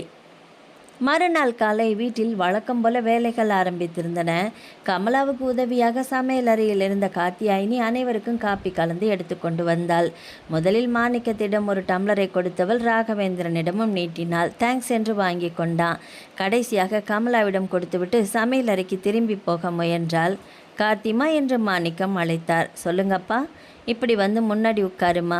அவர் எதிரே இருந்த நாற்காலியை காட்டினார். காத்தியாயினி ஒரு கணம் தயங்கினாள். உட்காருமா என்று கமலா சொன்னதும் அமைதியாக வந்து அமர்ந்தாள். பைரவி இன்னும் உறங்கி கொண்டிருந்தாள். வீட்டில் இருந்த அந்த 4 மட்டும்தான். மாணிக்கம் கையில் இருந்த காப்பி டம்ளரை மேஜையின் மேல் வைத்தார். சில நொடிகள் யாரையுமே பார்க்காமல் தன் கைவிரல்களையே பார்த்து கொண்டிருந்தார். எப்படி ஆரம்பிப்பது என்று யோசிப்பது போலதான் தோன்றியது. அந்த அமைதியை உடைத்தது ராகவேந்திரன் தான். அப்பா, ஏதாவது சொல்லணும்னு நினைக்கிறீங்களாப்பா? மாணிக்கம் மெதுவாக தலையசைத்தார். ஆமாம்ப்பா. ஒரு பெருமூச்சு விட்டவர் மெதுவாக பேச ஆரம்பித்தார். நேற்று ராத்திரி முழுக்க எனக்கு தூக்கமே வரலை. அறையில் மீண்டும் அமைதி நிலவியது. நம்ம குடும்பத்தை பற்றியும் கார்த்திமாவை பற்றியும் பைரவியை பற்றியும் நிறைய யோசித்தேன். காத்தியாயினி அமைதியாக கேட்டுக்கொண்டிருந்தாள். எனக்கு ஒரு முடிவு தோணுச்சு. மாணிக்கம் மூவரையும் மாறி மாறி பார்த்தார். நான் சொல்கிறத நீங்கள் எல்லாருமே புரிஞ்சுப்பீங்கன்னு நம்புகிறேன். அவருடைய குரலில் இருந்த கனத்தை உணர்ந்த ராகவேந்திரன் நேராக அமர்ந்தான். அப்பா, என்ன முடிவுப்பா?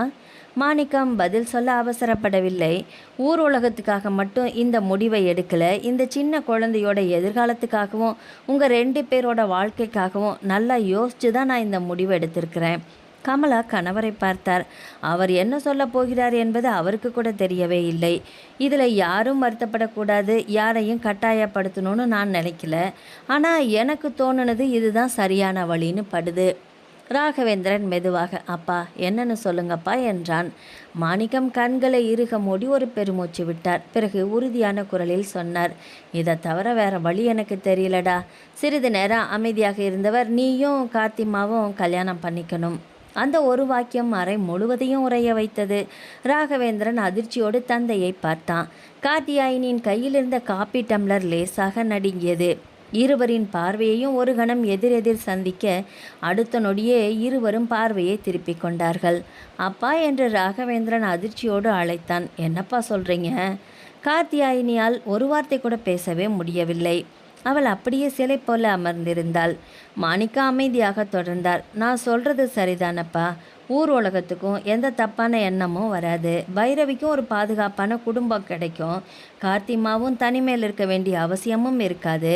அவர் கார்த்தியாயினியை பார்த்தார். கணவனை இழந்த பொண்ணு நீ. பிறகு மகனை நோக்கினார். நீயும் மனைவியை இழந்தவன். இந்த சூழ்நிலையில் நீங்கள் 2 பேரும் ஒரே வீட்டில் இருக்கிறது இப்போவே வெளியில் பேச ஆரம்பிச்சிருப்பாங்க. யார் யார் வாயை நாம் அடைக்க முடியும் சொல்லு? அறை மீண்டும் அமைதியானது. அதனால் முறைப்படி ஒரு கல்யாணம் நடந்துருட்டுமே. அதுக்கப்புறம் நீங்கள் எப்படி வாழணும்னு உங்கள் மனசு சொல்கிறத போல கேளுங்க. அவர் குரல் மென்மை அடைந்தது.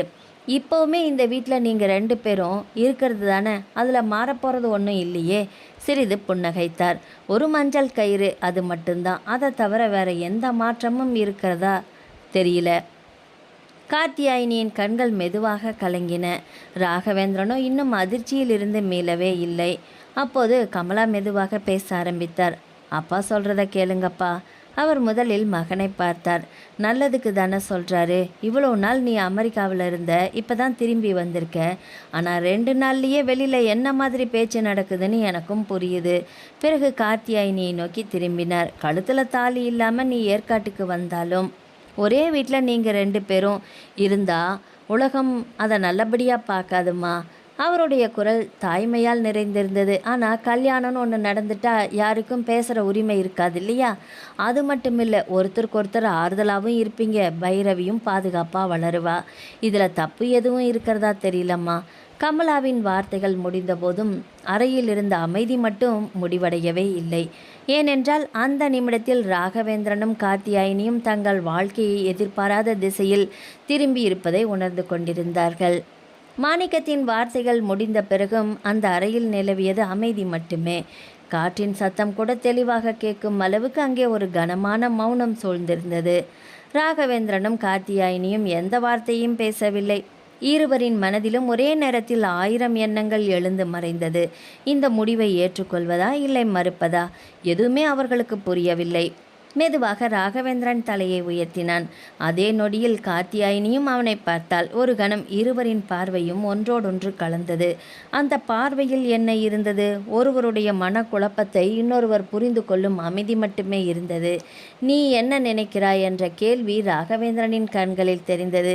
எனக்கு எதுவுமே புரியவில்லை என்ற பதில் கார்த்தியாயினின் விழிகளில் பிரதிபலித்தது.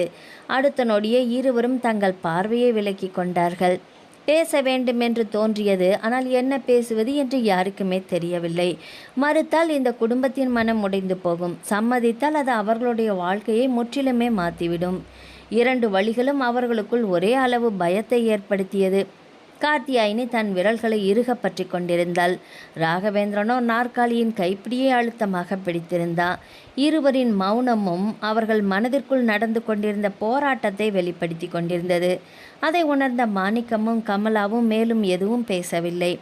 அவசரத்தில் எடுக்கப்படும் முடிவு வாழ்க்கையை பாதித்துவிடும் என்பதை அவர்கள் நன்றாகவே அறிந்திருந்தார்கள். அதனால் அந்த மௌனத்திற்கே அவர்கள் மரியாதை கொடுத்தார்கள். அறையில் நிலவிய அமைதி இன்னும் கலையவில்லை. மாணிக்கம் மெதுவாக தலை நிமிர்ந்து மனைவியை பார்த்தார். அவரது பார்வையிலேயே என்ன சொல்ல வருகிறார் என்பதை புரிந்து கொண்ட கமலா அமைதியாக தலையசைத்தார். எதுவும் பேசாமல் மாணிக்கம் எழுந்தார். கமலாவும் எதுவும் பேசாமல் அவரை பின்தொடர்ந்தார். வாசல் வரை சென்ற மாணிக்கம் ஒரு கணம் திரும்பி பார்த்தார். ராகவேந்திரனும் கார்த்தியாயினும் இன்னும் அதே இடத்தில் அமைதியாக அமர்ந்திருந்தனர். அவர் மெதுவாக வாசல் கதவை சாத்திவிட்டு வெளியில் வந்தார். வெளியில் வந்ததும் கமலா கணவரை பார்த்தார். இப்படி அவங்கள தனியாக விட்டுட்டு வந்துட்டோமே. மாணிக்கம் லேசாக புன்னகைத்தார். அதுதான் இப்போ அவசியம். நாம் இருந்தால் மனசு விட்டு பேச மாட்டாங்க. இது அவங்களோட வாழ்க்கை. அவங்களே பேசி ஒரு முடிவுக்கு வரட்டும். அப்போ தான் எந்த முடிவாக இருந்தாலும் அது மன நிறைவோடு இருக்கும். கமலாவும் அதை ஆமோதித்தாள். ஆமாங்க, நீங்கள் சொல்கிறது தான் சரி. இருவரும் திண்ணையில் அமைதியாக அமர்ந்தனர். உள்ளே அறை முழுவதும் மீண்டும் அமைதியே நிலவியது. சில நிமிடங்கள் இருவரும் எதுவும் பேசிக்கொள்ளவே இல்லை. கார்த்தியாயினி தன் மடியில் விரல்களை பிணைத்தபடி அமர்ந்திருந்தாள். ராகவேந்திரன் ஒரு பெருமூச்சு விட்டான். இந்த மௌனத்தை இனியும் நீட்டிக்க முடியாது என்று அவனுக்கு புரிந்தது. மெதுவாக தொண்டையை செருமிக் கொண்டு பேச ஆரம்பித்தான். கார்த்தியாயினி அவள் நிமிர்ந்து பார்த்தாள். நான் ஒரு விஷயம் சொல்லணும். அவள் அமைதியாக தலையசைத்தாள். இப்போ நான் இன்னொரு வாழ்க்கைக்குள்ளே போகக்கூடிய மனநிலையில் இல்லை. அவன் சொன்ன வார்த்தைகள் மிகவும் தெளிவாக இருந்தன. சௌந்தர்யா என்னை விட்டு போனது, அதுக்கப்புறம் நடந்த எல்லா விஷயங்களும் இன்னும் மனசில் இருந்துக்கிட்டே தான் இருக்குது. சிறிது நேரம் அமைதியாக இருந்தான். உண்மையை சொல்லணுன்னா இன்னொரு கல்யாணத்தை பற்றி நான் ஒரு நாள் கூட நினச்சே பார்த்ததில்ல. கார்த்தியாயினி கவனமாக கேட்டுக்கொண்டிருந்தாள். இப்போவும் மனதளவில் நான் அதுக்கு தயாராகவும் இல்லை. அவன் மெதுவாக புன்னகைத்தான். ஆனால் அந்த ஒரு வார்த்தையோடு அவன் குரல் சற்றே தளர்ந்தது. இந்த சூழ்நிலையில் அதை ஏற்றுக்க வேண்டிய கட்டாயத்தில் இருக்கேன்னு தான் தோணுது. அவன் பார்வை நேராக கார்த்தியாயினியை நோக்கியது. அப்பாவும் அம்மாவும் சொல்கிற காரணம் எனக்கும் புரியுது. பைரவியை நினைக்கும்போது அவங்க சொல்கிறதுல ஒரு நியாயம் இருக்குன்னு தோணுது. சிறிது நேரம் அமைதியாக இருந்தவன் மெதுவாக சொன்னான். அதனால் அப்பா சொன்ன இந்த முடிவுக்கு நானும் சம்மதிக்கிறேன். அந்த வார்த்தைகள் கார்த்தியாயினியை மீண்டும் அமைதிக்குள் தள்ளியது. ராகவேந்திரன் உடனே தொடர்ந்தான். ஆனால் இது என்னோட முடிவு மட்டும் இருக்கக்கூடாது. உங்கள் மனசில் என்ன இருக்குது, நீங்கள் என்ன நினைக்கிறீங்க, உங்கள் முடிவு என்னன்னு தெரிஞ்சுக்கிட்டதுக்கு அப்புறம்தான் மேற்கொண்டு என்ன பண்ணலான்னு நாம் முடிவு பண்ண முடியும். அவ்வளவுதான். அவன் பேசி முடித்து விட்டான். இனி பதில் சொல்ல வேண்டிய பொறுப்பு கார்த்தியாயினிது. அவள் மட்டும் இன்னும் பேசவே இல்லை. அவளுடைய பார்வை தரையில் பதிந்திருந்தது. அவளுடைய மனம் மட்டும் வாழ்க்கையின் மிகப்பெரிய முடிவின் வாசலில் நின்று தத்தளித்து கொண்டிருந்தது. ராகவேந்திரன் பேசி முடித்த பிறகும் கார்த்தியாயினி சில நிமிடங்கள் அமைதியாகவே அமர்ந்திருந்தாள். அவளுடைய மனம் பலவிதமான எண்ணங்களுக்கு நடுவே சிக்கி தவித்து கொண்டிருந்தது. இந்த திருமணத்தை ஏற்றுக்கொள்வதா இல்லை மறுப்பதா என்று யோசிக்க மறுப்பதற்கான எந்த காரணமும் அவளுக்கு தோன்றவே இல்லை. இந்த குடும்பத்தை விட்டு பிரிந்து வாழ்வதை அவளால் நினைத்து கூட பார்க்க முடியவில்லை. பைரவியின் முகம் அவள் மனக்கண்ணில் வந்து போனது. கார்த்தி ஆண்டி என்று ஓடி வந்து தன்னை கட்டிப்பிடிக்கும் அந்த குழந்தையை விட்டு விலகி வாழ்வது முடியாத காரியம் என்று அவளுக்கு தெளிவாகவே புரிந்தது. அதே நேரத்தில் ஊர் உலகம் ஒரு நாள் கேள்வி கேட்கும். ஒரே வீட்டில் வசிக்கும் ஒரு இளம் விதவையும் மனைவியை இழந்த ஒரு ஆணோ, அவர்களை பற்றி யாரும் நல்லவிதமாக பேச மாட்டார்களே. அந்த பேச்சு தன்னை மட்டும் பாதிக்காது, மாணிக்கத்தையும் கமலாவையும் அதிலும் முக்கியமாக பைரவியும் இல்லையா பாதிக்கும். அந்த எண்ணம் வந்தவுடன் அவள் மெதுவாக தலை நிமிர்ந்து ராகவேந்திரனை பார்த்தாள். நீங்கள் சொன்ன மாதிரி தான் என்று மெதுவாக ஆரம்பித்தாள். எனக்கும் இன்னொரு வாழ்க்கையை பற்றி எந்த கனவும் இல்லை. அவளுடைய குரல் மிகவும் அமைதியாக ஒலித்தது. என்னோட வாழ்க்கை இப்படி தான் முடிஞ்சிடும்னு தான் இதுவரைக்கும் நினச்சிட்டு இருந்தேன். சிறிது நேரம் அமைதியாக இருந்தவள் தொடர்ந்தாள். ஆனால் இப்போ இருக்கிற சூழ்நிலையில் நாம் நம்மளை மட்டும் நினச்சி முடிவெடுக்க முடியாது. அவளுடைய கண்கள் லேசாக கலங்கின. அப்பாவும் அம்மாவும் பைரவியும் என்று சொல்லிவிட்டு ஒரு கணம் நின்றாள். அவங்களுக்காக, ஊர் உலகத்துக்காக இந்த கல்யாணத்துக்கு நானும் சம்மதிக்கிறேன்.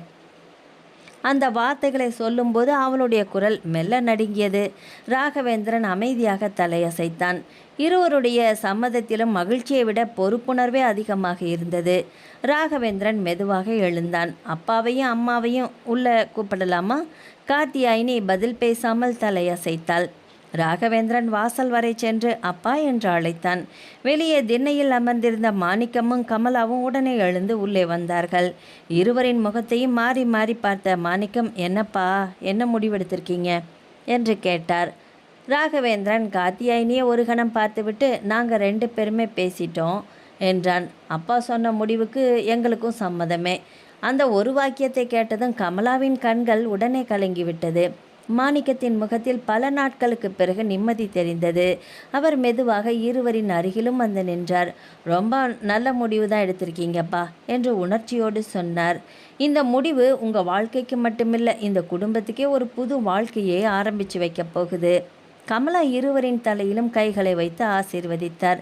நீங்கள் 2 பேருமே மன நிம்மதியோட சந்தோஷமாக வாழணும்ப்பா என்றார்.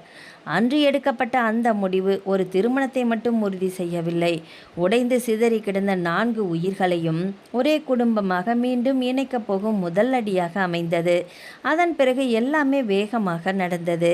ஏற்காட்டில் பார்த்திருந்த வீடு வாங்கும் வேலை, சேலத்தில் வீட்டை விற்கும் ஏற்பாடுகள், திருமணத்துக்கான நல்ல நாள் பார்ப்பது, நெருங்கிய உறவினர்களுக்கு தகவல் சொல்வது, ஒவ்வொரு வேலையும் ஒன்றன் பின் ஒன்றாக நகர ஆரம்பித்தது. நீண்ட நாட்களாக சோகத்தின் நிழலில் இருந்த அந்த வீடு பல மாதங்களுக்கு பிறகு மீண்டும் ஒரு நல்ல நிகழ்ச்சிக்காக தயாராகி கொண்டிருந்தது. அடுத்த சில நாட்களிலேயே எல்லா வேலைகளும் விரைவாக நடந்தன. சேலத்தில் இருந்த பரம்பரை வீடு நல்ல விலைக்கு விற்கப்பட்டது. ஏற்காடு கொட்டச்சேடு பகுதியில் இருந்த வீடும் அதை சுற்றி இருந்த 5 ஏக்கர் நிலமும் ராகவேந்திரன் பெயரில் பதிவு செய்யப்பட்டது. மாணிக்கமும் கமலாவும் மனநிறைவோடு எல்லா ஏற்பாடுகளையும் கவனித்தனர். திருமணத்தை எந்த ஆடம்பரமும் இல்லாமல் நடத்த வேண்டும் என்று முடிவு செய்யப்பட்டது. நல்ல நாள் பார்த்து ஏற்காட்டில் இருந்த பழமையான சேர்வராயன் கோயிலில் மிக எளிமையான முறையில் திருமணம் நடந்தது. சில நெருங்கிய உறவினர்கள், கோயில் அர்ச்சகர், மாணிக்கம், கமலா, அவ்வளவுதான். மந்திர ஓசைகளுக்கு நடுவே ராகவேந்திரன் காத்தியாயினியின் கழுத்தில் திருமாங்கல்யத்தை அணிவித்தான். அந்த நொடியில் கூட இருவருமே ஒருவரை ஒருவர் பார்த்து புன்னகைக்கவில்லை. ஆனால் இருவருடைய மனதிலும் ஒரே எண்ணம் இருந்தது.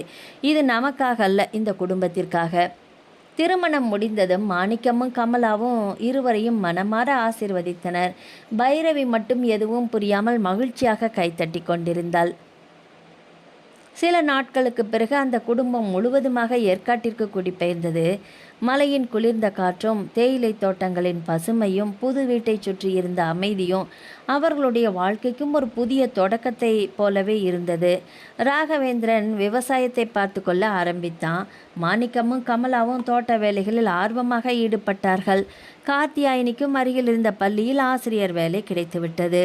காலையில் பள்ளிக்கு செல்வது, மாலையில் வீட்டிற்கு திரும்பி பைரவியோடு நேரம் செலவிடுவது மீண்டும் அவளுடைய வாழ்க்கையில் இயல்பான மகிழ்ச்சியை திருப்பிக் கொண்டிருந்தது. நாட்கள் அமைதியாக கடந்தது. இரவுகளில் இருவருக்கும் இடையே குழந்தை இருந்தாள். கார்த்திமா என்று அழைத்தபடி அவள் மார்பில் முகம் புதைத்து கொண்டாள் குழந்தை பைரவி. அந்த ஒரு வார்த்தை கார்த்தியாயினின் கண்களை நனைத்தது. கார்த்தி ஆண்டி என்று அழைத்த அந்த குழந்தை இயல்பாக கார்த்திமா என்று அழைக்க ஆரம்பித்திருந்தாள். அந்த அழைப்பில் ஒரு உறவு இருந்தது, ஒரு உரிமை இருந்தது. இவள் என் மகள் என்று நினைத்து கொண்ட கார்த்தியாயினி மெதுவாக பைரவியின் தலைமுடியை வருடினாள். ராகவேந்திரன் அந்த காட்சியை அமைதியாக பார்த்தான். இருவருக்கும் இடையே எந்த வார்த்தைகளும் பரிமாறப்படவில்லை. ஆனால் அந்த சிறிய குழந்தையின் அணைப்பே அவர்களை ஒரு குடும்பமாக இணைத்திருந்தது. ஜன்னல் வழியாக வீசிய ஏற்காட்டின் குளிர்ந்த தென்றல் புதிய வாழ்க்கையின் வாசத்தை அந்த அறை முழுவதும் பரப்பிச் சென்றது. சில உறவுகள் காதலால் உருவாகின்றன, சில உறவுகள் பொறுப்பால் மலர்கின்றன. ஆனால் அன்பால் நிலைத்து நிற்கும் உறவுகள்தான் வாழ்க்கைக்கு உண்மையான அர்த்தத்தை தருகின்றது. அந்த இரவு நிறைவடைந்த ஒரு குடும்பம் மட்டும் அந்த வீட்டில் நிம்மதியாக உறங்கிக் கொண்டிருந்தது. நாவல் முடிவடைந்தது. ஆதரவளித்த அனைத்து உள்ளங்களுக்கும் நன்றி. மீண்டும் அடுத்த ஒரு நாவல் பதிவில் சந்திக்கலாம். வணக்கம்.